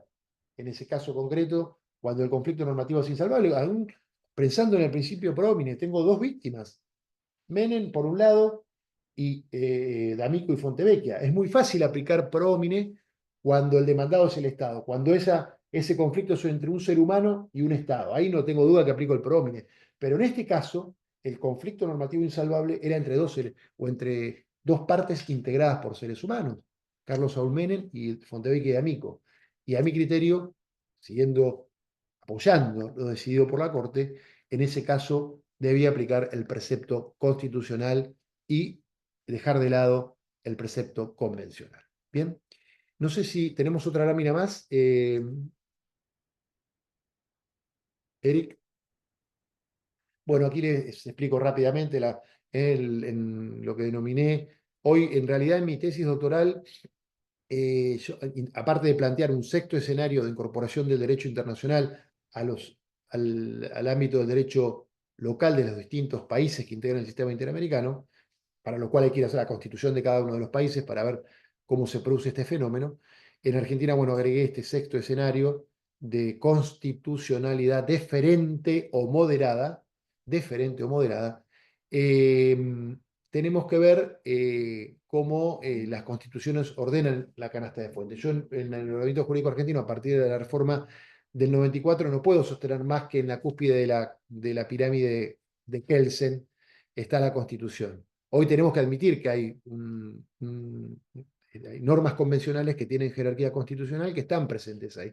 Por eso me gusta hablar de la existencia de un núcleo supremo de convencionalidad constitucional, donde tenemos un triángulo que contiene, un primer triángulo que contiene al derecho natural, que está por encima de todos, las constituciones deben adecuarse también a ese derecho natural, las constituciones nacionales, luego los instrumentos internacionales de derechos humanos con jerarquía, el UCOVEN, perdón, tenemos derecho natural, tenemos UCOVEN, tenemos constitución, no, Constitución primero y UCOVEN segundo, porque el artículo 118 de la Constitución Argentina establece que el UCOVENS se ingresa al ordenamiento jurídico de manera automática, pero tiene que hacerlo respetando los principios públicos contenidos en el artículo, en la primera parte de la Constitución. Esto lo ha dicho la Corte también, el voto del juez Vázquez ha hecho esta interpretación, que para mí es la correcta. Aquí el precepto del Iucons se incorpora del mismo modo que se incorpora en la Constitución italiana. El artículo 10 de la Constitución italiana contiene una disposición muy parecida a la del 118 de la Constitución argentina respecto a la incorporación del Iucons o de la costumbre internacional indisponible. Bien, entonces tenemos derecho natural, Constitución nacional, Iucons y luego instrumentos internacionales de derechos humanos. Ese núcleo supremo de juridicidad constitucional es el que detenta la primacía normativa y en ese orden de prelación, como lo acabo de anunciar, en el ordenamiento jurídico argentino. Bien, la última lámina,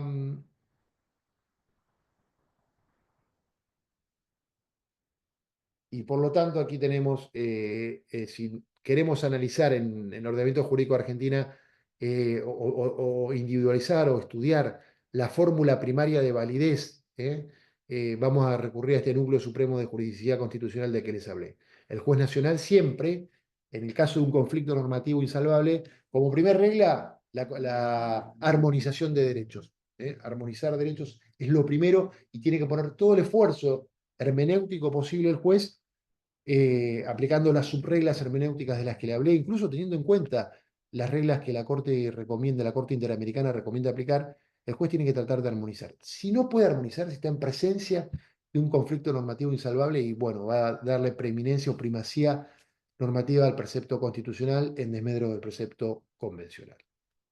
Última. Y ahí estamos en este libro Supremacía y Primacía Normativa, como les dije, desarrollo acabadamente, es un libro que tiene unas 700 páginas, desarrollo acabadamente cada una de las cuestiones de las que estuve hablando, enfocando cuáles son, o describiendo cuáles son los principales argumentos de la que denomino tesis internacionalista para defender la supremacía y la primacía normativa del derecho internacional de los derechos humanos. Y por otro lado, cuáles son los principales argumentos de la tesis constitucionalista para sostener lo contrario. Siempre teniendo en cuenta que el juez local, el juez nacional, sí debe aplicar control de convencionalidad en sede local, pero nunca puede dejar de lado de soslayar los principios de derecho público establecidos en las respectivas constituciones de esos estados nacionales. Muchas gracias.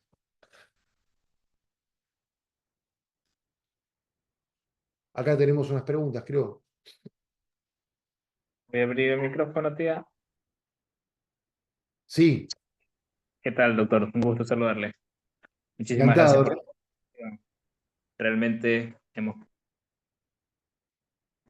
cada una de las inquietudes que tenemos. Así que en este espacio directamente vamos a permitir a cada uno de los estudiantes a dialogar y conversar o realizar sus respectivas inquietudes. En el caso de, por ejemplo, tenemos aquí la participación del doctor Washington Moreno. No sé si desee compartir en este momento su pregunta o desea que se lo lea desde el chat. Por favor, o el doctor si quiere. No sé si esté por aquí el doctor. En caso, se lo voy a directamente leer. Dice, ¿qué hacer para superar dos problemas? Primero, que no todos los jueces comprenden bien cómo aplicar ni cuál es el alcance exacto del control de convencionalidad. Y existen dudas sobre si solo los jueces constitucionales pueden ejercerlo o si lo que puede hacer cualquier juez. Aparte de Excelente, las consideraciones, perdón, aparte de las consideraciones del control concentrado o difuso de constitucionalidad. Esa es la pregunta del doctor Washington Moreno. excelente, Washington, excelente pregunta. Y tenemos, para la Corte Interamericana, tenemos que ir a trabajadores cesados del Congreso. donde claramente establece que los jueces ex oficio, en el marco de sus competencias, debemos ejercer control de convencionalidad. Esto, en el marco, cuando alude al marco de su competencia, hay que ver en cada ordenamiento jurídico cuáles son las características del control de constitucionalidad. Es decir, si un país como Uruguay tiene control concentrado, un juez de primera instancia en Uruguay, a mi criterio, no podría ejercer ni control de constitucionalidad y menos aún control de convencionalidad. La Corte en Trabajadores Cesados está respetando esta, a pesar de que la Corte Interamericana, a diferencia del Tribunal Europeo de Derechos Humanos, el margen, no tiene margen de apreciación nacional, o sea, no permite el margen de apreciación. Lo vemos en Octavia Murillo, por ejemplo, con que les hablé de la implantación del embrión. Esto es muy distinto a nivel Tribunal Europeo de Derechos Humanos, donde hay margen de apreciación nacional y cada Estado puede, conforme a las características de sus ordenamientos jurídicos, hacer valer ciertas cuestiones que, bueno, en el caso tenemos claramente la causa de Luisi o los crucifijos, conocida por el Tribunal Europeo de Derechos Humanos, donde hubo una primer condena de la sala condenando a Italia y poniendo que era necesario apartar, quitar de todas las oficinas públicas los crucifijos. Después la gran sala, ante una apelación, revocó esta decisión y dijo, no, no, hay que respetar el margen de apreciación nacional. En Italia la religión católica es muy importante, tiene características, la mayoría de la población profesa esta creencia y por lo tanto vamos a dejar que este país, sin perjuicio de que puede llegar a vulnerar la libertad de religión, la presencia, la existencia de crucifijos en las oficinas públicas, vamos a solasar esta cuestión. Acá en Trabajadores Cesados en Congreso, la Corte Interamericana parece respetar también cierto margen de apreciación y solamente exigir que el control de convencionalidad en sede local, nacional, que ejercen los jueces lo hagan respetando el marco competencial, y esto es donde no pueden invalidar normas por ser contrarias a la Constitución, tampoco lo podrían hacer por ser contrarias a la Convención. Hay que tener presente también que en el caso Hellman II, la Corte Interamericana hace referencia a que el control de convencionalidad incluso debe hacerse en sede administrativa, no solo por parte de los jueces, sino también por parte de los operadores que intervienen en los conflictos en sede administrativa. A mi criterio es una decisión poco feliz de la Corte Interamericana. El control de convencionalidad, es una opinión, lo aplicaría únicamente en la medida de que los distintos ordenamientos jurídicos permitan que los jueces, que todos los jueces, que exista control difuso de constitucionalidad y por lo tanto también control difuso de convencionalidad. Si no hay control difuso y hay control concentrado, a mi criterio, en esos países, los jueces que tienen la potestad de declarar la inconstitucionalidad son los únicos habilitados a ejercer control de convencionalidad ex oficio. Muchísimas gracias, estimado doctor. En este momento también nos está levantando la mano el doctor Harry Canales Aranda desde Bolivia. Doctor, le cedo la palabra. Sí, doctor, buenos días. Buenos días, Buenos Harry. días.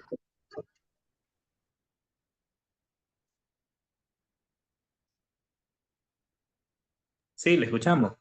Doctor Harry. Sí, doctor. A ver si le comprendí bien, doctor, en cuanto a los derechos, ¿no? Si en el ámbito convencional, dentro de la Constitución argentina, que indicaba si no hay una armonía entre la parte convencional y la Constitución y los derechos que se encuentran en la Constitución, se priorizará la aplicación de la Constitución. ¿Es así, doctor? Así es, así es. Esto no es pacífico, no es pacífico esta opinión no es pacífica, por eso yo hablo de dos tesis. Una tesis en la que está en Argentina y que ha sido incluso acogida en un periodo que va desde 2003 hasta el año 2017 por la Corte Suprema, que denomino tesis internacionalista, en virtud de la cual, en caso de conflicto normativo entre el precepto constitucional y el precepto convencional, la Corte Suprema de Justicia ha preferido darle primacía o preeminencia al precepto convencional. Esto para no incurrir en responsabilidad internacional, que el Estado argentino no incurra en responsabilidad internacional. Esa es la excusa sobre la cual uno de los argumentos que tiene en cuenta la tesis internacionalista para sostener lo contrario a lo que yo pregono. A partir de 2017, la Corte Suprema Argentina, en el precedente Ministerio de Relaciones Exteriores, o Fontevecchia versus Argentina, ha sentado otro criterio, que en el caso de un conflicto normativo insalvable entre la norma convencional y la norma constitucional, la que debe prevalecer es la norma constitucional. Y hoy por hoy esa doctrina de la Corte es pacífica, está aceptada, y no ha dictado la Corte un nuevo precedente que ponga en crisis lo decidido en el caso que les conté. Y sigo un poquito más. Estuve analizando, a ver, cuando un país incurre en responsabilidad internacional por no cumplir, por ejemplo, una sentencia de la Corte Interamericana, por no cumplir, por no cumplir con la jurisprudencia de la Corte Interamericana, la res interpretata, ¿cuál es la consecuencia concreta que va a tener ese país que incurra en responsabilidad internacional? Esto en una instancia de investigación que hice en Costa Rica, en la Corte Interamericana, se lo pregunté al entonces secretario de la Corte, Patricio Saavedra. Patricio, le digo, ¿cuál es concretamente la consecuencia que un país sufre cuando incurre en responsabilidad internacional por no acatar un fallo de la Corte Interamericana? ¿Y qué me respondió Patricio? Ninguna, doctor. Ninguna, doctor. ¿Por qué? Porque la Carta de Naciones Unidas lo que obliga cuando un país no incurre es a que se haga la Corte Interamericana, haga un informe, lo eleve a la OEA para que la OEA tome alguna decisión. Y en la OEA, nosotros tenemos 34, creo que son 34 países los que son Estados miembros de la OEA. 34 países. Por ejemplo, Estados Unidos, Canadá. Solo 20 de esos 34 países han adherido a la Convención Americana y a la jurisdicción de la Corte Interamericana. Ahora bien, teniendo en cuenta esto, que de 34 solo 20 han adherido a la Convención y a la jurisdicción de la Corte, ¿con qué autoridad moral Estados Unidos, Canadá, que no han suscrito, que no acatan la jurisdicción de la Corte, van a sancionar a un país como Argentina que no quiere cumplir con una sentencia de la Corte Interamericana? Entonces, la consecuencia, no hay ningún tipo de consecuencia. Usted incurre en responsabilidad internacional, pero bueno, no hay ni consecuencias monetarias, ni bloqueo de acceso al crédito internacional, no existe ningún tipo de consecuencia. Ténganlo en cuenta porque es uno de los argumentos. No, el país va a incurrir en responsabilidad internacional. El país tiene que cumplir con las normas de su ordenamiento jurídico. Y si la Constitución está en la cúspide del ordenamiento jurídico y hay un conflicto con una norma de rango inferior, como es un tratado internacional de derechos humanos con jerarquía o una sentencia de la Corte Interamericana, versus una sentencia de la Corte Suprema, la que tiene la última palabra en materia de hermenéutica, de acuerdo a lo que establece la Constitución argentina, es la Corte Suprema. Es un principio de derecho público que no puedo dejar de lado. Eso es lo que pienso. Muchas gracias, doctor. ¿Quedó claro, Harry?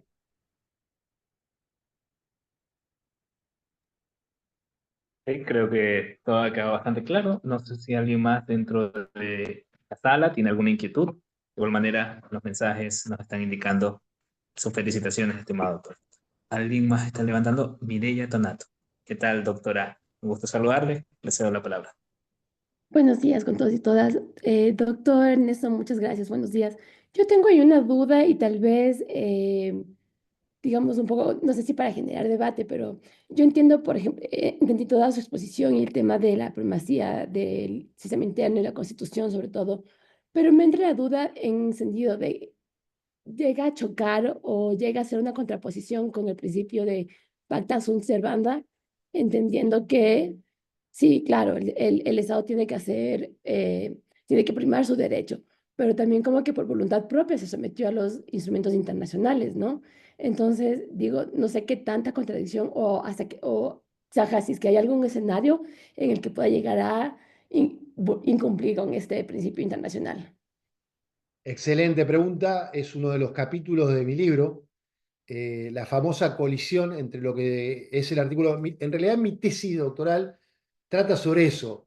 Artículo 27 de la Convención de Viena sobre Derecho de los Tratados y artículo 27 de la Constitución Nacional. El 27 Sí, está muy discutido. Ahí yo analizo en el libro también el origen del artículo 27. Pero fíjate vos, el Tratado de Viena de 1968, que contiene este principio de pacta sunt servanda, en el ordenamiento jurídico argentino, te voy a dar una razón lógica, nada más, porque hay muchas más, pero te voy a dar una, que es lógica. Esa convención de Viena, de los derechos de los tratados, que en su artículo 27 consagra este principio, el 26 también, 26, 20, pero el 27 básicamente, de pacta sunt servanda, en virtud del cual los estados no pueden dejar de cumplir una convención internacional invocando normas de su derecho interno. Y acá hay dos tesis. Una tesis que dice que cualquier norma de derecho interno, incluso la Constitución en Argentina, es parte del pacta. Si usted firma pacta sunt servanda, tiene que cumplir. No importa que diga la Constitución. Esa es una tesis. La otra tesis no. El pacta sunt servanda tiene que respetar los principios de derecho público. ¿Eh? Pero, no obstante eso, en el ordenamiento jurídico argentino, la Convención de Viena tiene jerarquía infraconstitucional y supralegal. Es conforme lo establece el artículo 75 de la Constitución argentina. Ahora, lógicamente, ¿es posible que usted invalide un precepto constitucional invocando un precepto de menor jerarquía, que tiene rango infraconstitucional? Y no, es una contradicción lógica. Es lo que ocurre en el ordenamiento jurídico argentino. El pacta sunt servanda en Argentina tiene jerarquía supralegal, pero infraconstitucional. Entonces no podría invalidar, basándome jurídicamente en esa norma, una disposición de carácter constitucional. Uno de los tantos, hay muchos más argumentos, te doy uno nada más. Porque aparte otra cosa, complemento, la obra de la Constitución es la obra del poder constituyente y el pacta sunt servanda es obra del poder constituido. Cuando las autoridades argentinas celebran un tratado internacional y después no pueden dejar de cumplirlo, no pueden modificar con ese pacto que celebraron una norma constitucional. Te voy a dar un ejemplo. Argentina, cuando surge como nación en 1853-1860, en el artículo 15 de la Constitución, abole la esclavitud. Dice, en la nación argentina no hay más esclavos. Los que ingresen al territorio argentino se van a convertir en personas libres por el solo hecho de pisar suelo argentino. 1853-1860. ¿Qué ocurría en Brasil? Brasil era imperio y tuvo esclavitud hasta 1896-1895. ¿Qué ocurrió? Que muchos esclavos de Brasil se escapaban y venían a suelo argentino y se autoproclamaban, se autopercibían como personas libres, con razón, basadas en el artículo 15 de la Constitución Nacional. Esto generó un conflicto internacional entre el Estado argentino y el Estado de Brasil. Brasil protestó, che, se me están yendo los esclavos a tu territorio y vos los considerás personas libres, devolvémelo. Entonces, ¿qué hizo Argentina? Celebró un tratado con Brasil. Un tratado en virtud del cual Argentina se obligaba a devolver a esas personas que ingresaban, se escapaban siendo esclavos al territorio argentino y se convertían en personas libres.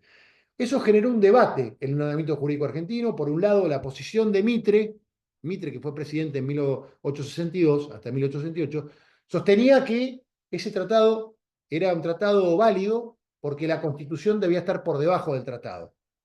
Y del otro lado, Vélez Sarsfield, que era un gran jurista, que fue el padre de nuestro Código Civil, sostenía lo contrario. Decía, no puedo celebrar un tratado que viole principios de derecho público contenidos en la Constitución. Si la Constitución elimina la esclavitud y dice que los ciudadanos del mundo que vengan a Argentina y son esclavos por el solo hecho de pisar el suelo argentino se transforman en personas libres, ese tratado es inconstitucional.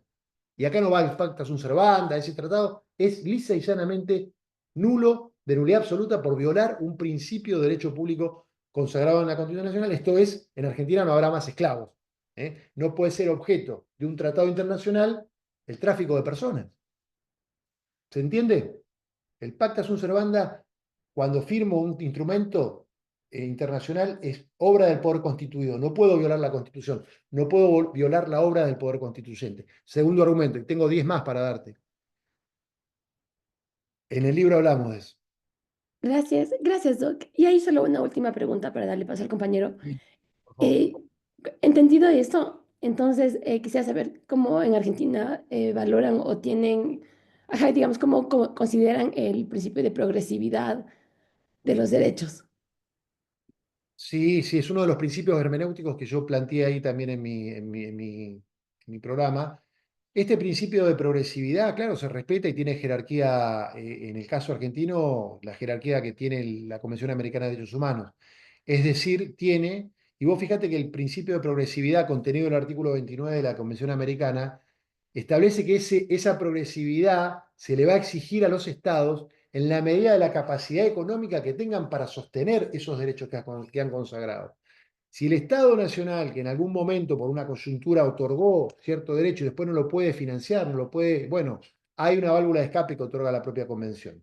Pero yo en principio soy un defensor del principio de progresividad y es parte del elenco de derechos convencionales que en principio no surgen contrarios a la Constitución Nacional. Pero siempre tenemos que tener en cuenta de no hacer análisis en abstracto, eh, analizar siempre la primacía, la vigencia de los derechos para resolver un conflicto en casos concretos, pesar los argumentos, ver las características del caso. Si yo veo que, a ver, en Argentina hoy por hoy, en algunos estados se llegó a consagrar estados provinciales que tienen la facultad constitucional de organizar sus propios regímenes de seguridad social, se han consagrado fórmulas que garantizan el 82% del ingreso del salario del jubilado. Vos te jubilás en algunos estados provinciales y tenés derecho a cobrar el 82% móvil de lo que cobrabas en actividad. ¿Y qué pasa si ese estado quiebra? En algún momento estuvo vigente en Argentina por un lapso de tiempo muy cortito. Y hoy los jubilados no ganan el 82% de lo que ganaban, porque el Estado no tiene la capacidad económica de hacer frente, de poder cumplir con ese precepto, y estaríamos violando el principio de progresividad. No sé, quizá ahí acudimos a la válvula de escape que nos brinda la propia convención, que el Estado no tiene la capacidad económica. Puede obligarse, tiene que respetar el principio de progresividad en la medida de que tenga los recursos económicos para poder sostener esos estándares. Es una excepción, una regla, una excepción. Pero muy buena pregunta. Muchísimas gracias, doctor Loeffler. Había una mano levantada del doctor Guerrero, me parecía. No sé si aún mantiene su pregunta o con ello. Carlos. Sí, bueno, buenos días. ¿Se me escucha? Buenos días, Carlos, te escucho perfecto, sí. Sí, bueno, casi coincidía con la pregunta de anterior, sin embargo, me quedó un poco como consultar. Si es que no hay consecuencias cuando uno se acude a la Corte Interamericana, a la Corte, en este caso, prevalece la Constitución, podríamos decir que nos queda en una mera formalidad, o también dudas para que se puedan solicitar la tutela de los derechos, considerando de que en los países las constituciones tampoco pueden ser sacras, si bien es cierto, es hecho por constituyentes, pero es que puede mantener fallas. Entonces, si no hay consecuencias cuando hay un fallo de la Corte, mm, no habría el por qué acudir a, a esas cortes a solicitar tutelas. Bueno, excelentes preguntas. También son dudas. Vos fíjate que, como dije, y esto también lo podríamos llegar a revisar, porque los ordenamientos jurídicos están en permanente cambio, fluctúan, y los cambios de humor, los cambios de políticas, los cambios de políticos también generan u operan o influyen en cambios o en decisiones que se toman en los distintos ordenamientos. En el caso del sistema europeo, las sentencias que dicta el Tribunal Europeo son sentencias declarativas y por lo general obligan a los estados a pagar sumas de dinero. Las sentencias que dicta la Corte Interamericana, en principio, en muchos casos no se ajustan a las competencias que la propia Convención Americana de Derechos Humanos establece en el artículo 68.1, 68.2, cuáles son los alcances que tiene la. A ver, yo no he visto, y por eso el grado de acatamiento de las sentencias de la Corte Interamericana están bajos, 8,03%, desde 1987 hasta 2018. Muy poco, porque las cortes tienen que saber guardar su lugar. Las cortes internacionales, los tribunales internacionales tienen que hacerse guardar su lugar. Los estados no tienen problema, por lo general, en cumplir con las indemnizaciones monetarias para resarcir algún daño que se ha causado, que es posible ser cuantificado en una suma de dinero. Ahora, cuando obligan a modificar sus constituciones, su legislación interna, a generar cláusulas o garantías de no repetición para que esa violación al tratado no se vuelva a producir, y hay estados los estados que han sido imperio, por lo general no mantienen a las constituciones como normas supremas de los ordenamientos jurídicos. Otros estados no, puse el ejemplo del caso chileno, ¿eh? Para que vean ustedes, y el caso argentino. En Argentina la Corte ha resistido, ha mantenido su condición de ser el intérprete final, porque se denomina Corte Suprema de Justicia de la Nación. Y el término supremo, de acuerdo al diccionario de la Real Academia Española, implica que no se reconoce nada por encima de. La Corte Suprema no reconoce a nadie, Argentina, por encima de. Si no, no sería Corte Suprema, sería Corte Condicionada de Justicia. A mí me parece que el sistema, la palabra que el profesor español nos dio el otro día, es muy importante el diálogo. Las personas que habitamos en Latinoamérica, que somos parte del sistema interamericano de protección de los derechos humanos, tenemos que lograr esto, tenemos que trabajar para lograr que la Corte Interamericana dialogue con las Cortes Supremas estaduales, para poder armonizar derechos. No tiene que haber conflicto ni pelea, tiene que dialogar. En el caso del Ministerio de Relaciones Exteriores, se terminó de cumplir con 2, de los 3 mandatos se cumplió con 2. Y un tercer hecho que generó la Corte, que hizo una anotación marginal. Dijo, esta sentencia, o la Corte Interamericana dictó esta sentencia, y transcribió la sentencia en una nota marginal, pero no dejó sin efecto. Entonces, y la Corte Interamericana entendió a través de una sentencia, una resolución de verificación de cumplimiento de la sentencia originaria, que Argentina había cumplido. Me parece que tiene que haber diálogo, y respeto. Es muy importante el rol que ha cumplido la Corte Interamericana, sobre todo en tiempos de dictaduras, ¿no? En tiempos de dictadura donde no se respetaban los derechos humanos, y esto no lo podemos desconocer. Pero de ahí a admitir que la Corte Interamericana es una cuarta instancia de revisión con poder casatorio, me parece que no estoy de acuerdo y no es correcto.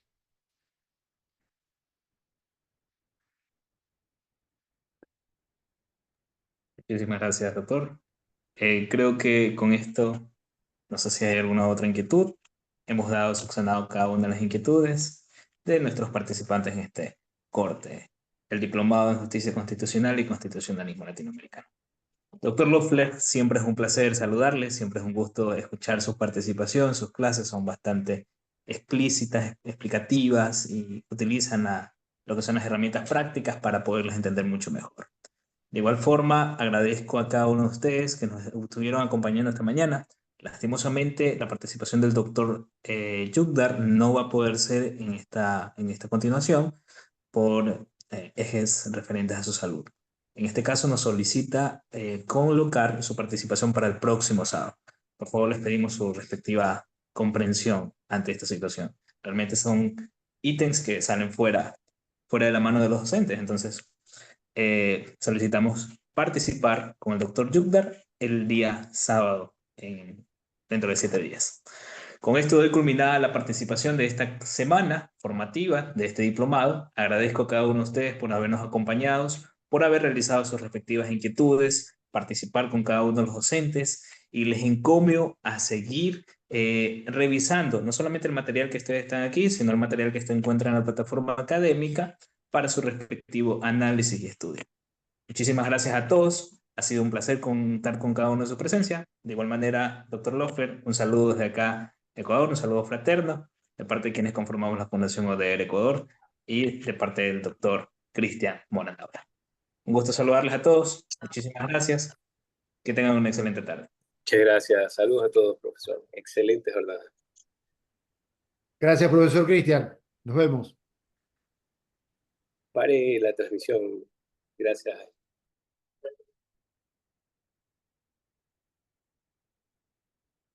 Gracias.